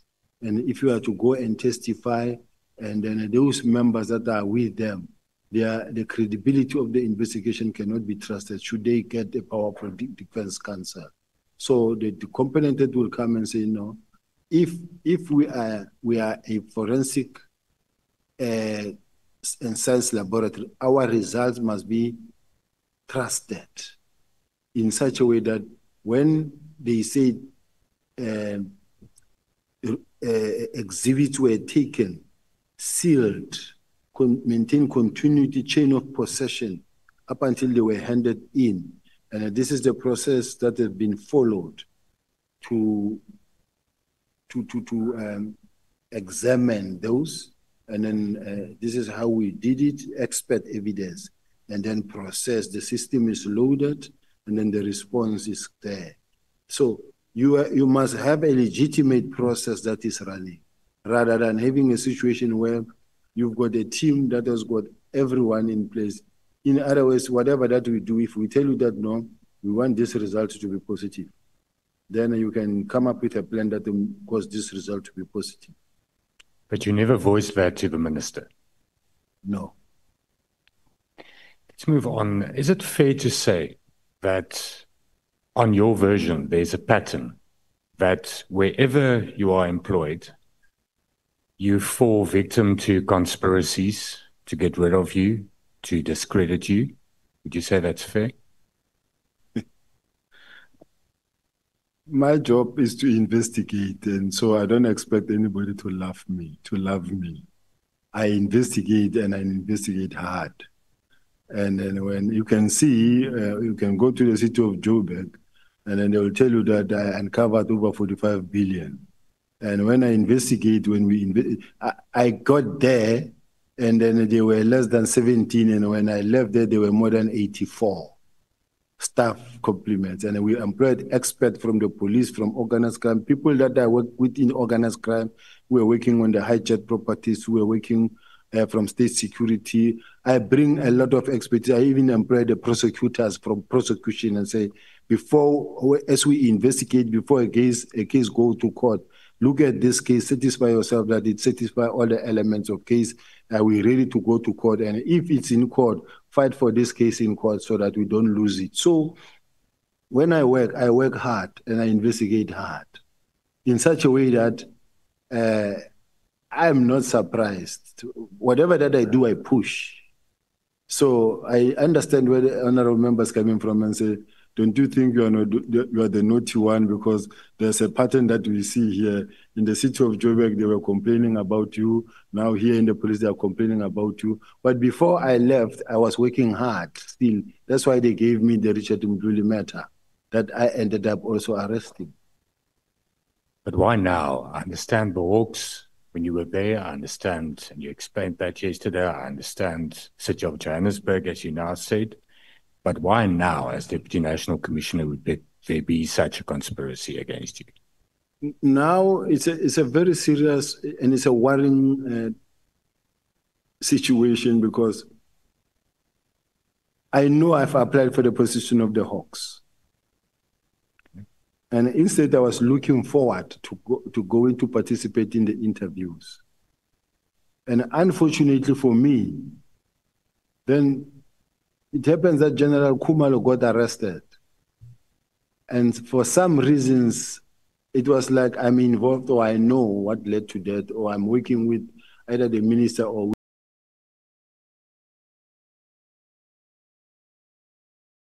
the IG. Nothing, I don't know. No, I understand that you are not involved. You could not have been involved because employing someone there is what they did among themselves. You are not involved. But as far as I'm concerned, somebody said to the National Commissioner, I want his job. I had to, my bishop, Bishop Mukambule, he said, you will need to assure him that you are not really after his job. Assure him. And I wrote the National Commissioner a long message, and he responded. Now, here's someone who said to the National Commissioner, uSibiya is lobbying for your position. I've never lobbied anybody that I want to become the National Commissioner. Secondly, I applied for the position of the Hawks. I am the longest serving member in the Hawks. All the provincial heads of the Hawks, all of them, in fact, worked under me. So I worked with General Lebeya, General Dramat. I started with the Scorpions, and all of them, I've worked with them. So I'm just saying, I was the one looking forward to, but unfortunately they had to make sure that it doesn't happen by smearing my name, pulling my name apart on social media and suspending me, loading me with criminal cases. This is the situation in which I find myself at this point in time. When Brown Mogotsi phoned you and warned you that there's people that's doing this to you, that's trying to get rid of you, was that after you already applied for the position at the Hawks? No, the discussion around the possibility of the position of the Hawks becoming vacant started long before the advert. The advert was on the 21st of February, but the discussions, when it became clear that General Lebeya will be retiring somewhere around May, the media started asking questions. They will just throw a question in the middle of an interview, whatever interview, whether it's about extortions or whether it's about anything that you are there to, are we becoming a mafia state or whatever, then those interviews that you attended, then from the General uSibiya, okay, General Lebeya will be leaving, what is next? Where do you see yourself next? Are you going to apply for the position? Yes, I'm going to apply for the position. Then the next thing you see the headline, General uSibiya has thrown his head into the ring. And then the next thing, so it goes. And as it goes, there are those that are determined to make sure that you will not get there. And that is why I'm facing the situation, overwhelming situation that is saying he will not get there. And they're doing everything in their power to push me out. Yeah, but when Mogotsi warned you, this did not happen. So there was another reason why people were after you, were conspiring, were involved in this conspiracy and discreditation. But let me ask you, when he warned you, did he tell you who the people are that's after you? He said it's crime intelligence. Okay. And even when I got to be released, fired the first time, it was crime intelligence. Even now, the challenges that I'm facing is crime intelligence. He said to you that you're being followed, that they're listening in. Did you tell the National Commissioner this? I did, because I remember one morning I went to him and I said, NASCOM, they said I shouldn't go to work because I'm going to be arrested. But I can't hide, I'm here. What did I do? And he said, he denied it. He said, no, I know nothing. I will sit with the National Commissioner and he will leave me in a meeting and say, continue with the meeting, continue chairing this meeting. And when I knock off, I will hear that, hey, the National Commissioner and Kumalo, they were here going to apply for the warrant of your arrest. I said, how? I was with the National Commissioner in the meeting. He left me to continue with the meeting. And the next thing I got to hear that he was here applying for the warrant of arrest. People have been to Mpumalanga to almost every day, to an extent that they've been always going to also Mr. Matala saying that just give us uSibiya. Give us uSibiya, will even withdraw your case that you have been arrested for of this Ms. Tobejani. Now I'm told that they are using my colleagues. They are using my colleagues to see if they can get some witnesses there. I do know about those things. They get to me. But what I want to say is that I will wait for my time to take the fight, maybe to outside the police. But it is so unfortunate that I wish it did not happen, and it could not happen, because one is just left with 2 years basically to exit. Just hold it there, honorable vessels. General, you say that Mr. Mogotsi told you that the people behind you are crime intelligence, and that even the difficulties that you currently face is crime intelligence. So are you saying that the things that he told you are now happening? That is correct.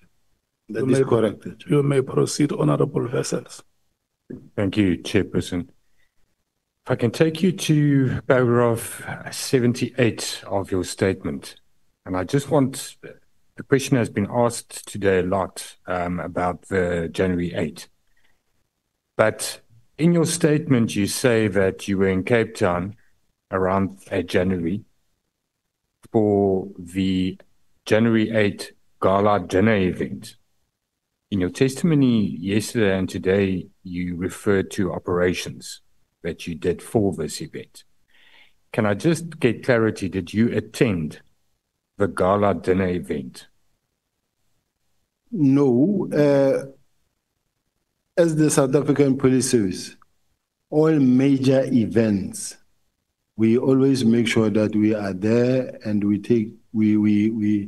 put all security measures in place. We are led by the NAT joints, and the NAT joint, which is chaired by another Lieutenant General, Deputy National Commissioner Musikidi, but it is the one that leads these operations. So we get deployed. So we come here just to make sure that the environment is safe, and no crime is committed, and that everything will go well. So we are here on official capacity, not to the Gala dinner. I've never been to the Gala dinner as well.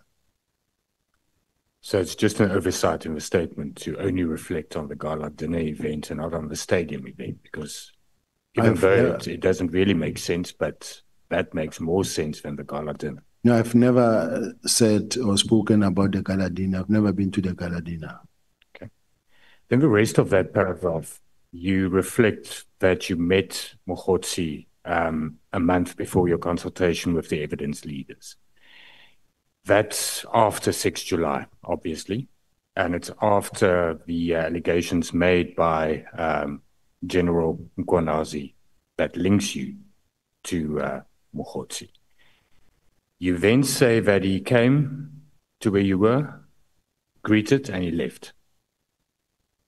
Are you saying that you didn't at all have a discussion about the allegations that are being made?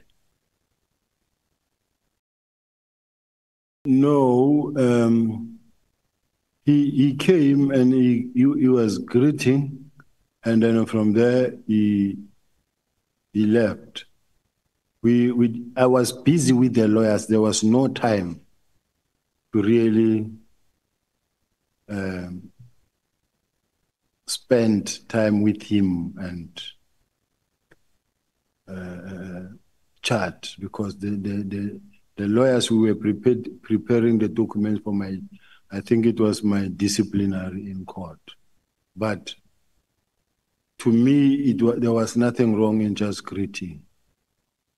I understand that, General, but there's these serious allegations linking you to him, an undue influence and so forth. You said that why you keep the lines of communication open with him is to gather information from him. Here you have an opportunity, an encounter with him. There's allegations made, it's in the public realm, but you don't utilize the opportunity to ask him what his version is. What I can say, Chair, is that not that it didn't click my mind and say, but why don't you stop talking to this person, because already there are allegations about me. But you also have a situation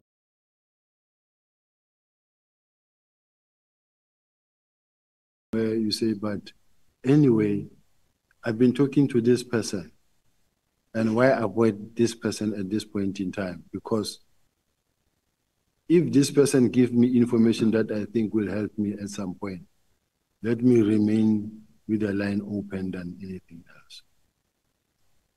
Did you ever talk to him about the BKTT? No.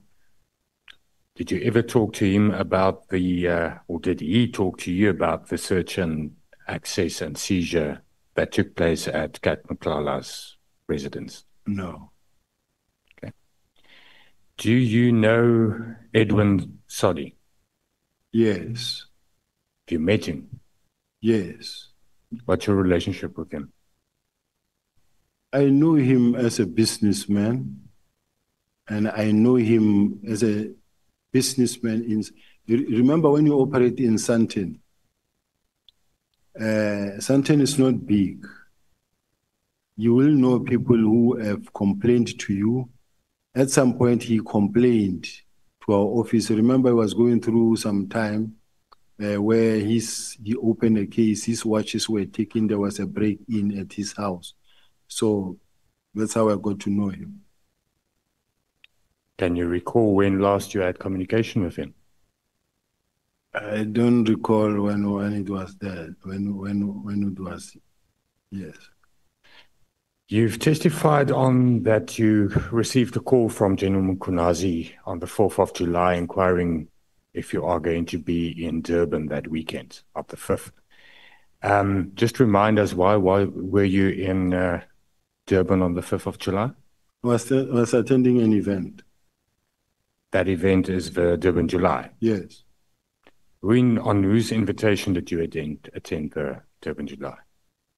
On invitation by the race course. Okay. Who paid for your travel and accommodation? I paid.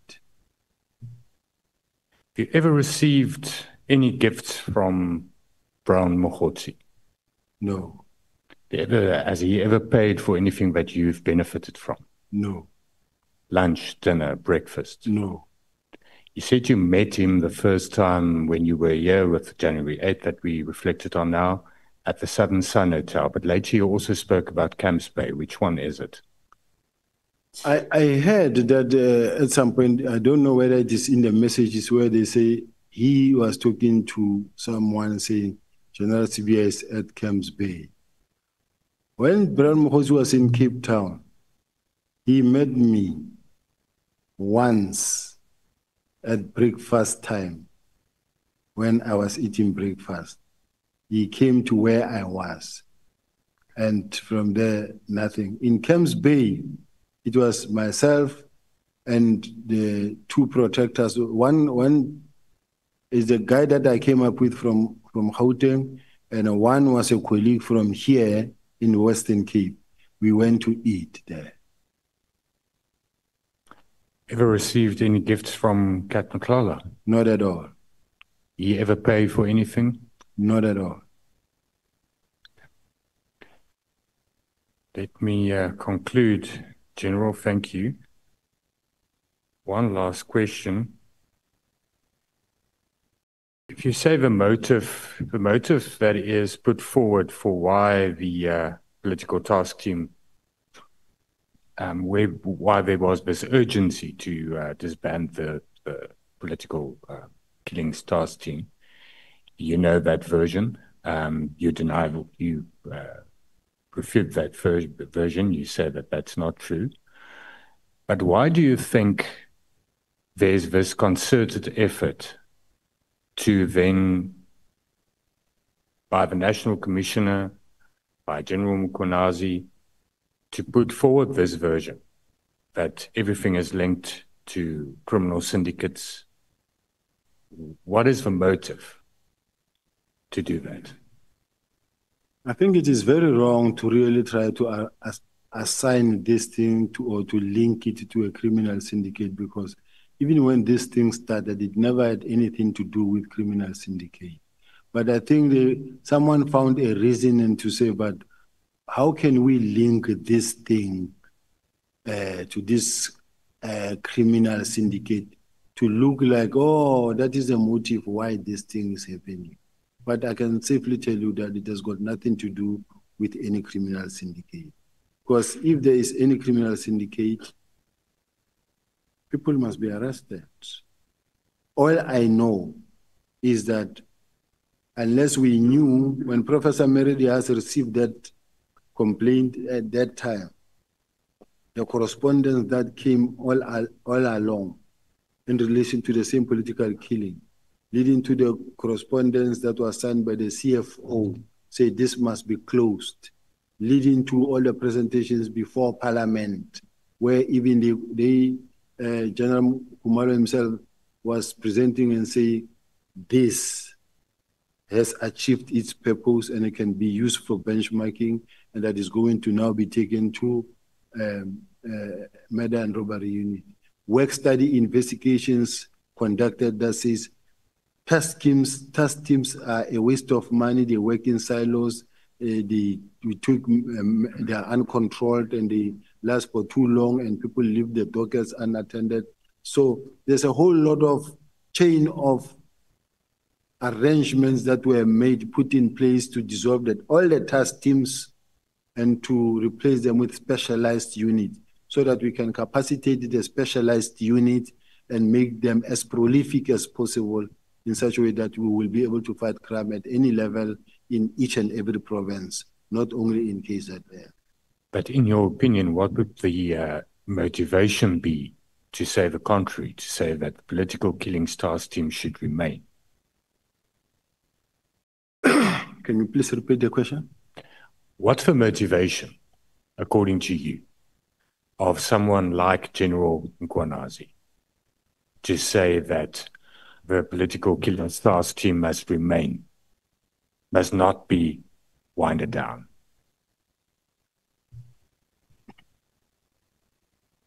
I want to say, I want to strongly believe that the budget that goes with it is the one that is a cause for concern or a problem for General Mkhwanazi.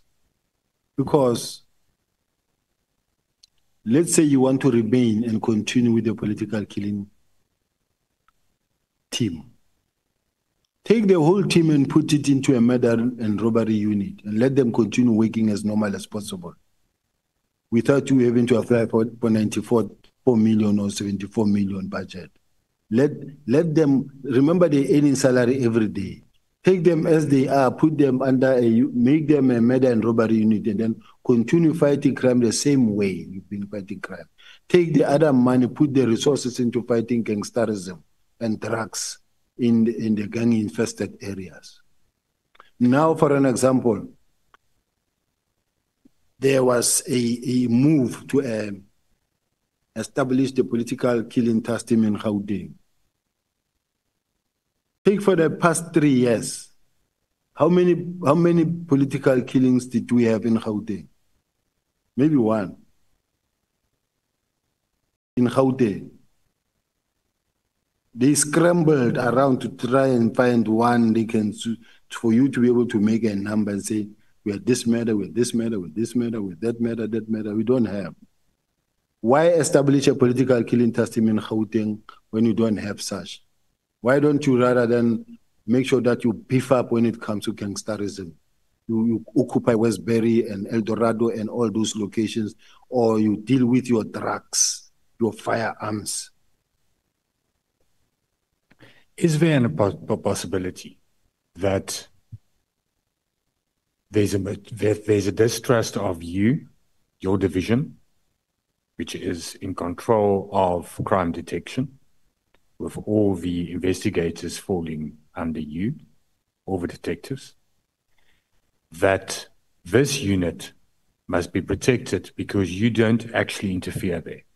And we've seen that in your core bundle, that when you talk to units and provinces about dockets, you don't include the political killings task team. And we've established that last night.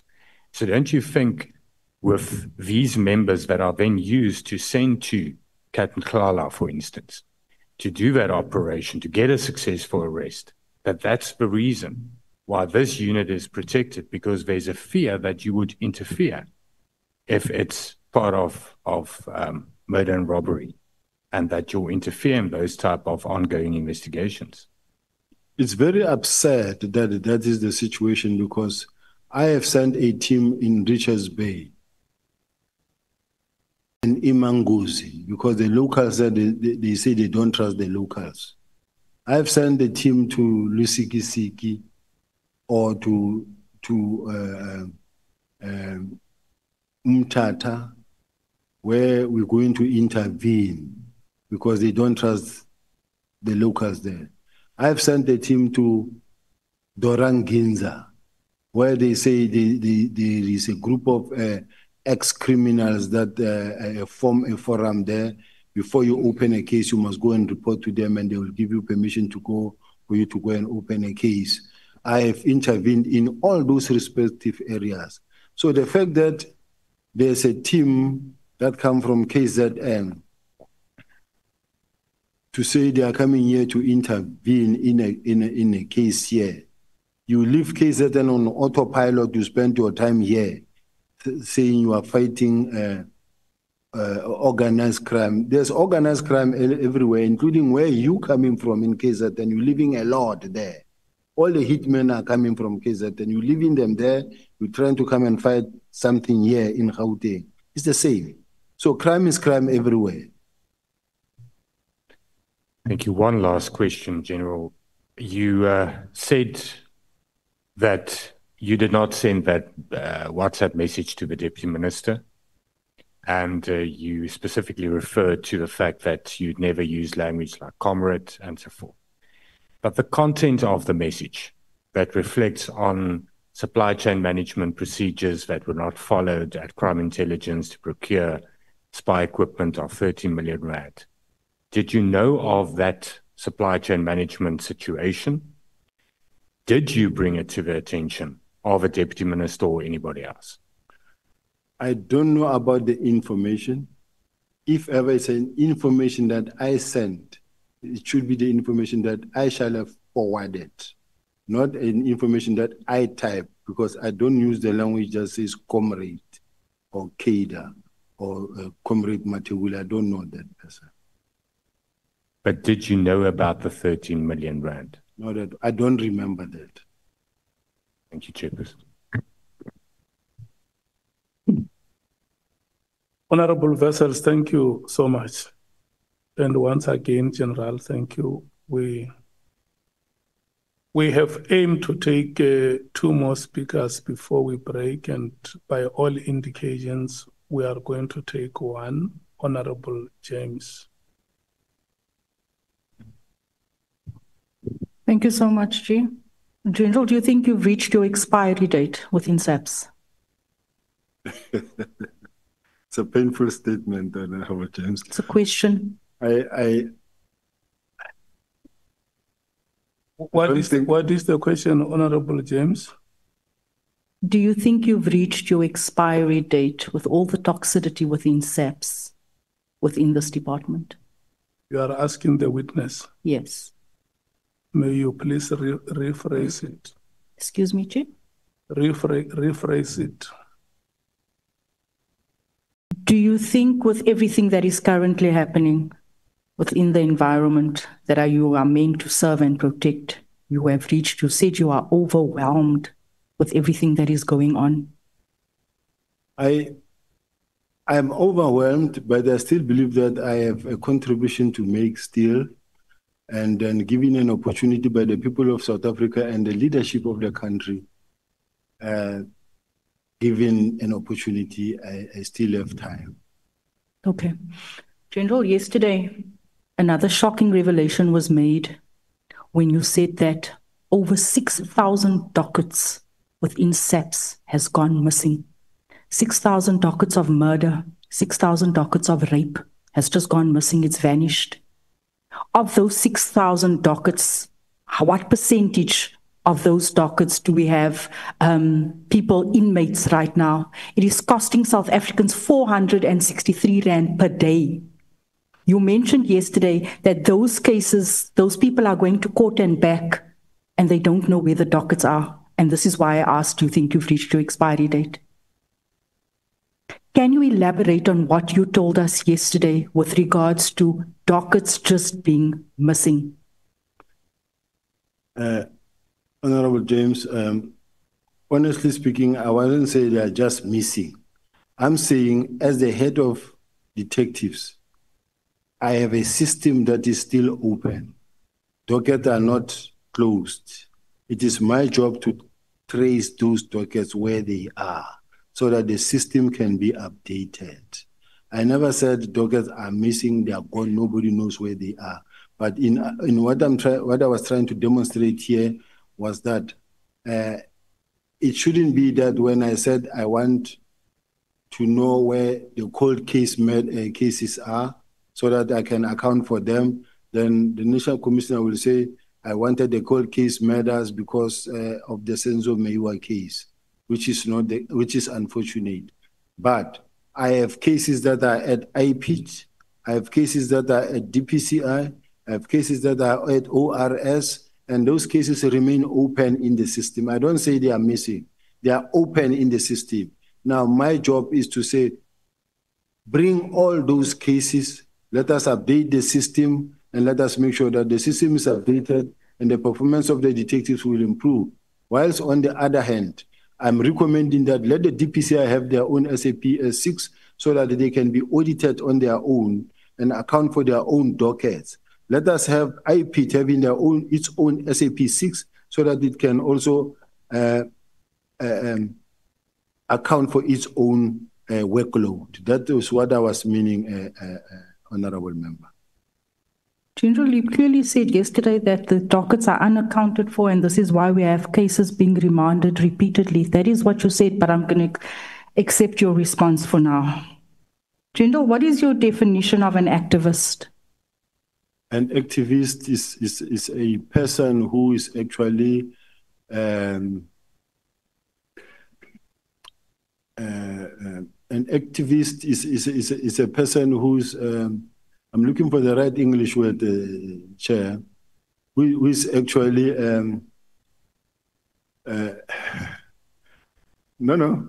it's not a difficult word. It's just this word that is disappearing in my mind.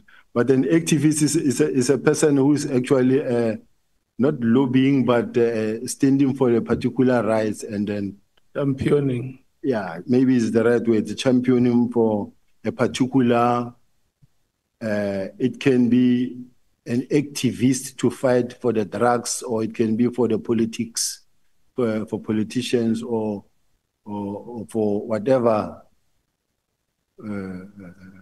maybe environment movement you want to support. General, you said you described Mr. Brown Mokgotsi as an activist. What is the cause that he stands for? He's a politician there in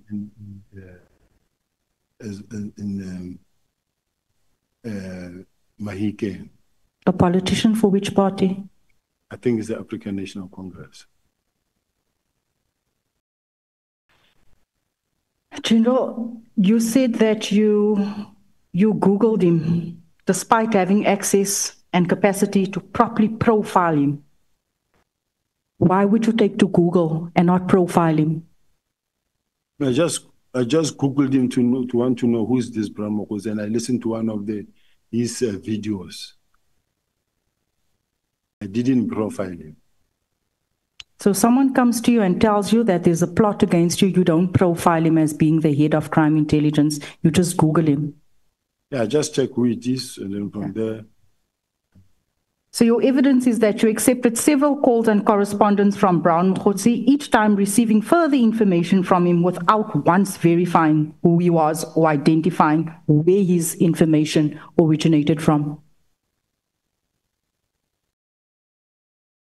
Can you please repeat, Honorable Member? In your testimony, General, you said that you know him maybe 5 times less, but you also said that you have accepted several calls and correspondence from Brown Mokgotsi, each time receiving further information from him without once verifying who he really was or identifying where his information originated from. Oh, I mean, I saw the man is from Northwest, and this is the man that is also on TV. I didn't need to profile him. Okay. I put it to you that this leaves us with two possibilities.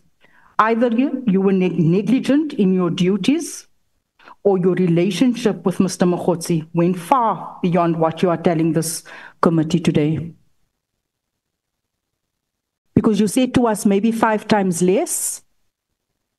So which is it? Were you negligent, or do you actually have a relationship with Mr. Mogotsi? If you remember very well, committee members, I said I met Brown twice.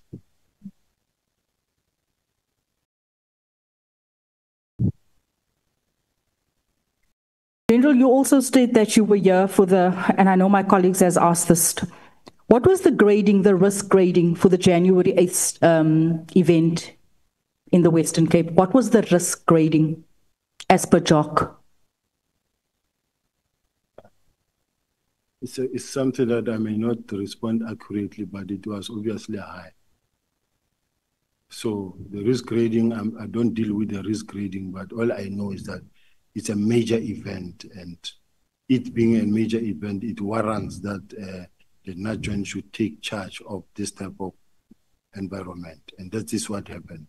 Okay, if you are here to ensure that everything's going off smoothly in terms of compliance and safety, surely you should have access to the JOC file.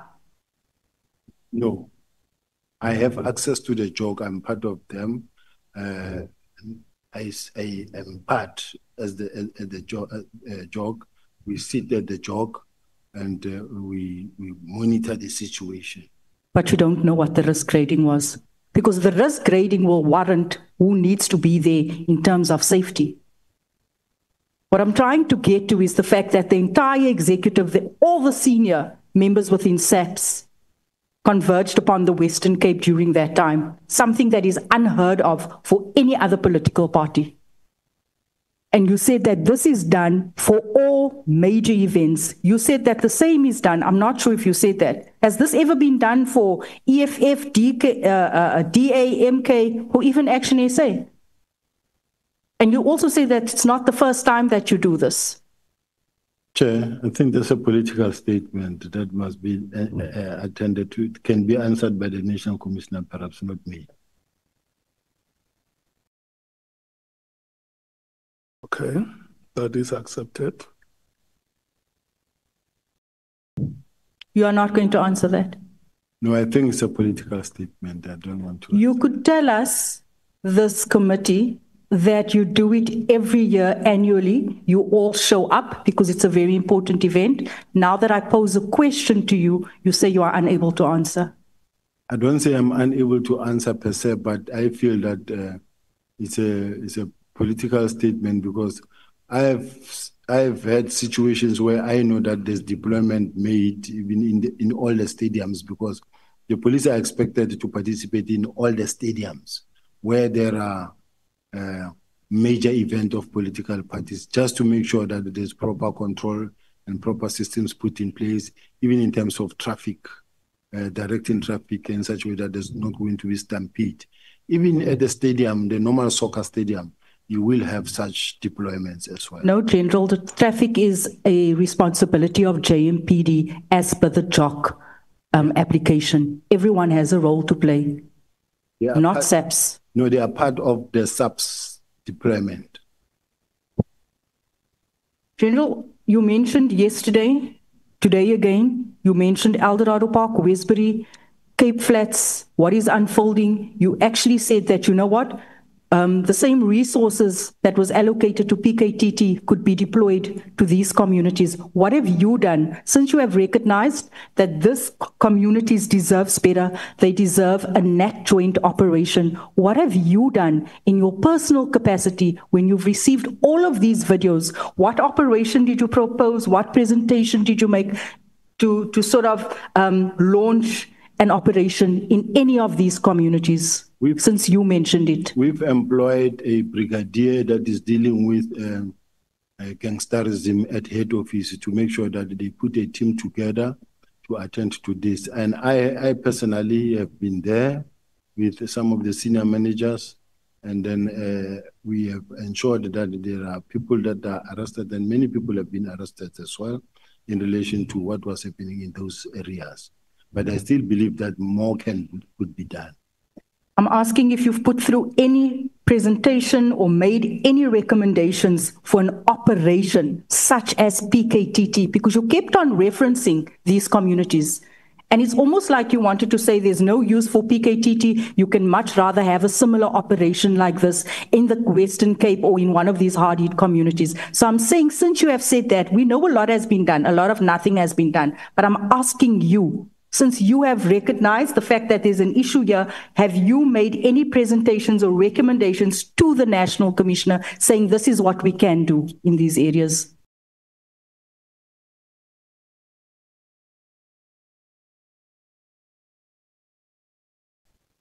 There is a discussion that I had with the National Commissioner in order to deploy in the gang-infested areas.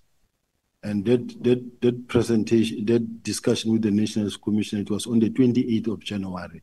We did have such a presentation where we were agreeing that we need to deploy in areas like Vembe, like El Dorado Park, Westbury, Cape Town, but we did have such a discussion with the National Commissioner because this is something that was discussed. General, you say that you've gone through those dockets that you had no business fetching because it wasn't as per national instruction when it comes to inspection of dockets, because usually, as we know, when we have these special operations, you usually go to the station within the province, as per my experience with the many operations that we've had in El Dorado Park. And if you want to conduct sort of and do oversight and inspection at the dockets, you send an instruction to the provincial commissioner as well as the station, and all those dockets then get brought forward, and then they go out there and they inspect those dockets there. So I'm not sure why the dockets had to be moved. But anyway, I also want to ask, am I correct in saying that when one studies the relevant statistics relating to the work of the PKTT, it appears that its efforts were in fact guided by the need to address a certain political party's internal factional battles in KZN that has led to recruiting murders? It was a political party, it was infighting, because if I look at all the many murders and the case dockets and the types who are from which political party, I can only pick up one political party, maybe two. Out of all of those political killings, it is only members, mainly of one political party. Am I correct? No, Councillor. I'm not a councillor, sir. My apology. It's just because I'm used to that part, but I was never a councillor. Honorable Member, Thank you. I apologize. The apology is Accepted. General, just a moment. Honorable James, may we please take Honorable Ngola? No, Chair, thanks. Just to remind the ATOP that there is evidence under oath from the main witness that has confirmed the political demographics in terms of the many political parties affected. Two, Chair, I don't think also it's quite relevant to the terms of reference to always want to be partisan in our approach. Thank you very much. It's a sensitive security matter that we need to be very careful about. Thank you very much, Chair. Oh, okay. Honorable Matthys. Thank you, Chair. We must not have the record with incorrect information. Chair, the main witness was very clear that the majority of cases related to political killings are related to the African National Congress. And he was very, very clear about that. So we're not going to mislead here. He mentioned that there was maybe one or two from other political parties, but the majority, he was very clear. It was even your ANC minister, President Cyril Ramaphosa, who instigated the setup of, or the establishment of the political killings task force to deal with ANC leadership battles, because you can't deal with it your own. Thank you, Chair. Okay. Honorable Ngola. Chair, that's extremely misleading. The main witness made mention further of saying Both, particularly the EFF and the AFP, are affected, particularly in KwaZulu-Natal. It's on record, Chair. We can go to the record and look at it. This 1 or 2 is actually not true. But beyond that, I think let's just avoid to be too much partisan about it, to contaminate a sensitive national security matter with unnecessary politics. Thank you very much, Chair. Chief Whip. No, Chair, thanks. I think Honorable Ngola has dealt with this matter. The part that I'm very much concerned about is when Honorable Matej says it is because that political party was failing to handle its own internal dynamics. Now, I have a problem with that because none of the witnesses who have come before this committee or the Commission of Inquiry have provided evidence to the fact that the ANC leaders or councillors and councillors who were murdered were equally murdered by ANC members. Now, to suggest that it's an internal battle within a party which results, I would imagine from the logic of that statement, members of that party killing one another, I think it's overstretching the evidence that was presented before us. And that is an area which I think is completely out of order. Thanks. Okay. I want us to stop debating this matter because we are still going to have our own time after evidence has been gathered. But just to bring it to your attention that all of you who are in this committee, you are members of parliament and you represent South Africans. You know, when a family loses a member, there is nobody who dies a death of a political party. Death does not have a brand.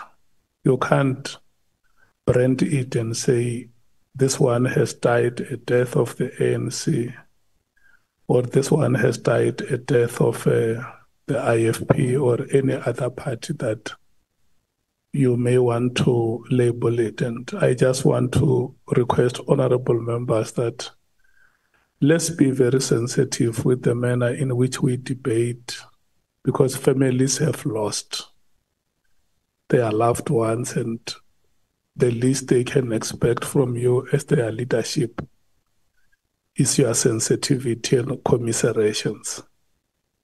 You may proceed, Honorable James. Thank you, Chair. General, to date, what is the total expenditure of the PKTT? Honorable, in Parliament in March, it was known to be 415 million. But then there was a further 20 million that was approved,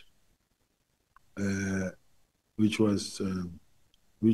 would then maybe take it to 435 million.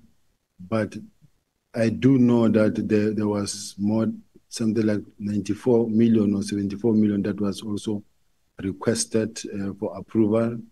So basically it's almost nearing 500 million.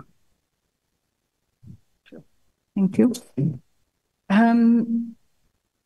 General, yesterday you mentioned that there were many cases opened up against the team, the PKTT team, in terms of breaking down doors while they were investigating these cases. Do drug dealers knock and ask if they may enter? Because when it comes to addressing certain crime, in my experience, that the approach of scope and donor sometimes is needed. Do you agree or disagree with me?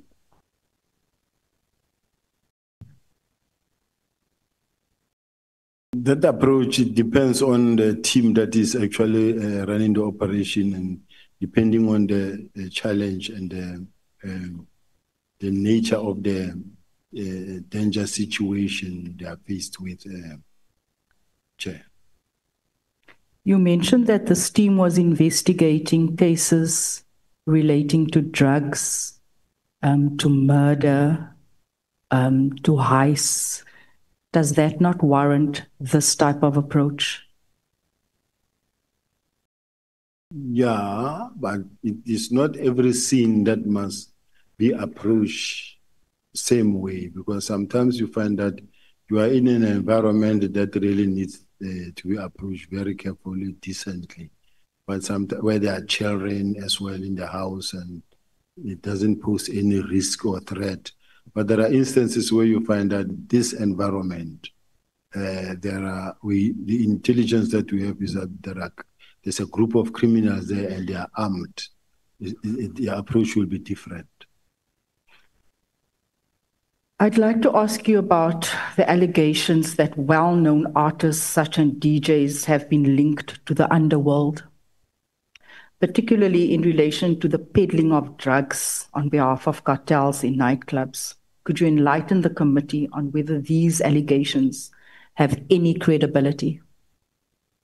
There's always reports that are provided by crime intelligence. And then that information is information based on the fact that it is information that is maybe in the pipeline that is being investigated, and they've got evidence or a certain evidence to a certain extent. You will have, there are drugs in the country. There are drugs everywhere in the country, especially in the city of Joburg, in KZN, in Eastern Cape. There are drugs. So I can't say information that lacks credibility when it talks about drugs and firearms. When I don't have anything against that, I can say there's credibility or not. Okay, General, moving quickly. Counterintelligence operation in Gauteng. How many cases do they have? And what are the case types?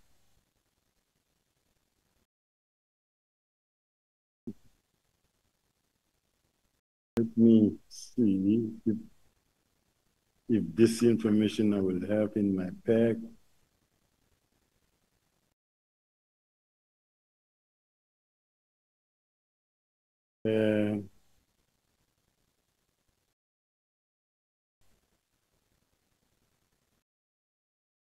There's a document that I'm looking for. There's a document to improve performance of the detectives. It was approved.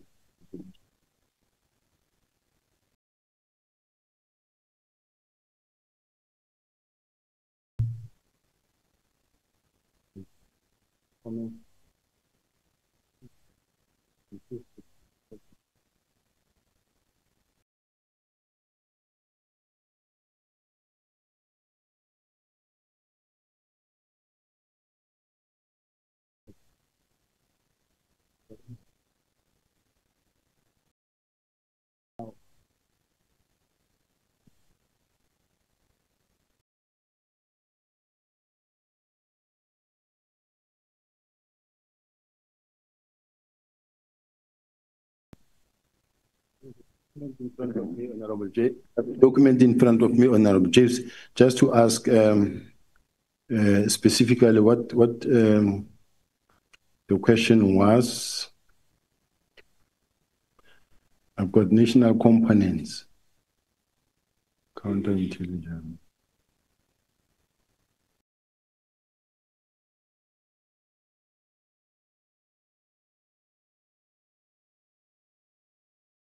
Chair, I don't know whether at this present moment, it's a document that I have, Honorable James, that I can give to you now to show you in terms of the response, but I'm not sure whether it's information that I should give out in public, because we're talking counterintelligence now. Chair, I need assistance here.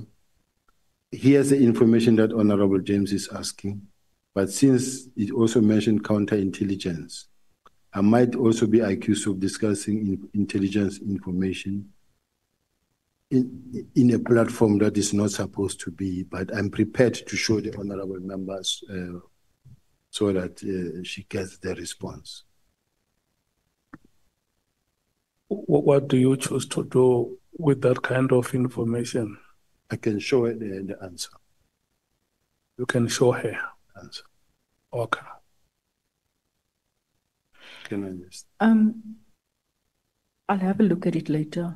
I think that was more. Okay. You can show her when we were about to break. Yeah. I think that question, Chair, was important for us because that is the operation that has since identified the top 5 in our country, alleged top 5 that is embroiled in drug cartels, where 2 has been identified and there's still 3 missing faces. Am I correct? No. No. You're not correct there. So the identification of the top 5, where does that come from?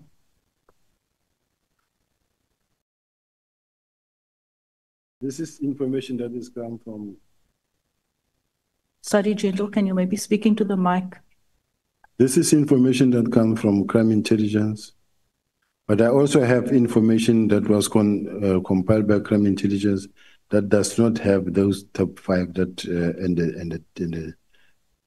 that is being spoken about.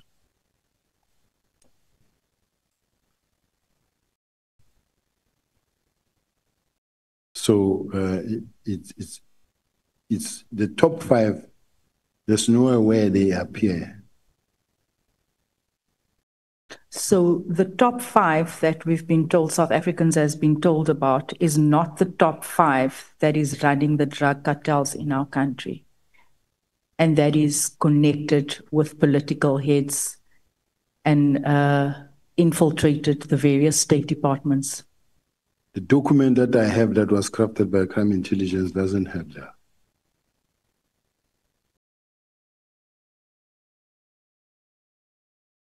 What is the composition of the counterintelligence operation? You know, when we have operations, obviously it composes of NatJoints. The composition of this counterintelligence, who serves on there? It's member of intelligence who works at the intelligence section, but conducting counterintelligence investigations. Is that all, sir? General? Is that? Is that all? Yes. So the members are only from within SAP. So when one does intelligence, you haven't roped in NPA and you haven't roped in all the other role players that usually serves on an operation of this nature. Counterintelligence is not necessarily a multidisciplinary structure. This is intelligence, and you may find that they work with NPA. For them, remember, it is their investigation. So if they have a prosecutor who deals with them, who works with them, they will consult with such a prosecutor so that he gives guidance to their investigation. So prosecutor NPA is part of the team then? It's possible. Does this team fall within your section? Used to, but not now, not anymore. Why not, sir? Because now crime intelligence reports to the National Commission, no longer to NASA. Okay. My final question. General, my second last question. General, you also mentioned that you're not aware of any political interference within SAPS, but you responded to a question when you said you waited with bated breath to find out who's the new minister, because usually when ministers come in, you could possibly lose your job. Is that not political interference? Not? Not. Okay. Yes or no, you attempted to obscure the obvious reality that there are factions within senior management of South African Police Service. Given that there are no holy cows, is it not possible that some of these internal cabals are working in collaboration with drug cartels? I really can't sit here, National Chair, and say it's not possible or it can't be. Up until it is tested, someone being arrested connected to the crime, then they must be arrested. In closing, General, General Kwanaze told us, I'm not sure if you heard, that there's only one scanner. One scanner, 3,000 containers pass through. We are not able to detect if children are in those containers. We are not able to detect if there's drugs in those containers. Is it true? How many scanners do we have at our ports of entry? And also, how many private landing strips do we have in our country? It's a dangerous statement to make in relation to the fact that whether we have one scanner or how many scanners, because we cannot really go out there and tell the public that we are ailing and we don't have this, we don't have this capacity, we don't have this expertise. And there's no way that the public should know our strength. So as to whether it is 1 or 2 or 3 or 10, I don't know. But the landing strips, we have too many landing strips in the country. It's many. There are private landing strips as well that are really, I don't know whether I should say more than 1,000 or more than 500. I forgot the number, but I do know that there are just too many landing strips. Some of them are private, of course, they are not known. Thank you, General. I ask these questions in the interest of South Africans so that they can feel secure, but I'm not sure why you're not able to answer. I was gonna bring that type of information if I knew that such a question in relation to the landing strips can come up. I would be in a position to respond. Thank you so much. Thank you, General. Thank you, Chair. Thank you so much, Honorable James. Thank you, General uSibiya. We are taking a break. We are coming back at 21 hours. Thank you so much.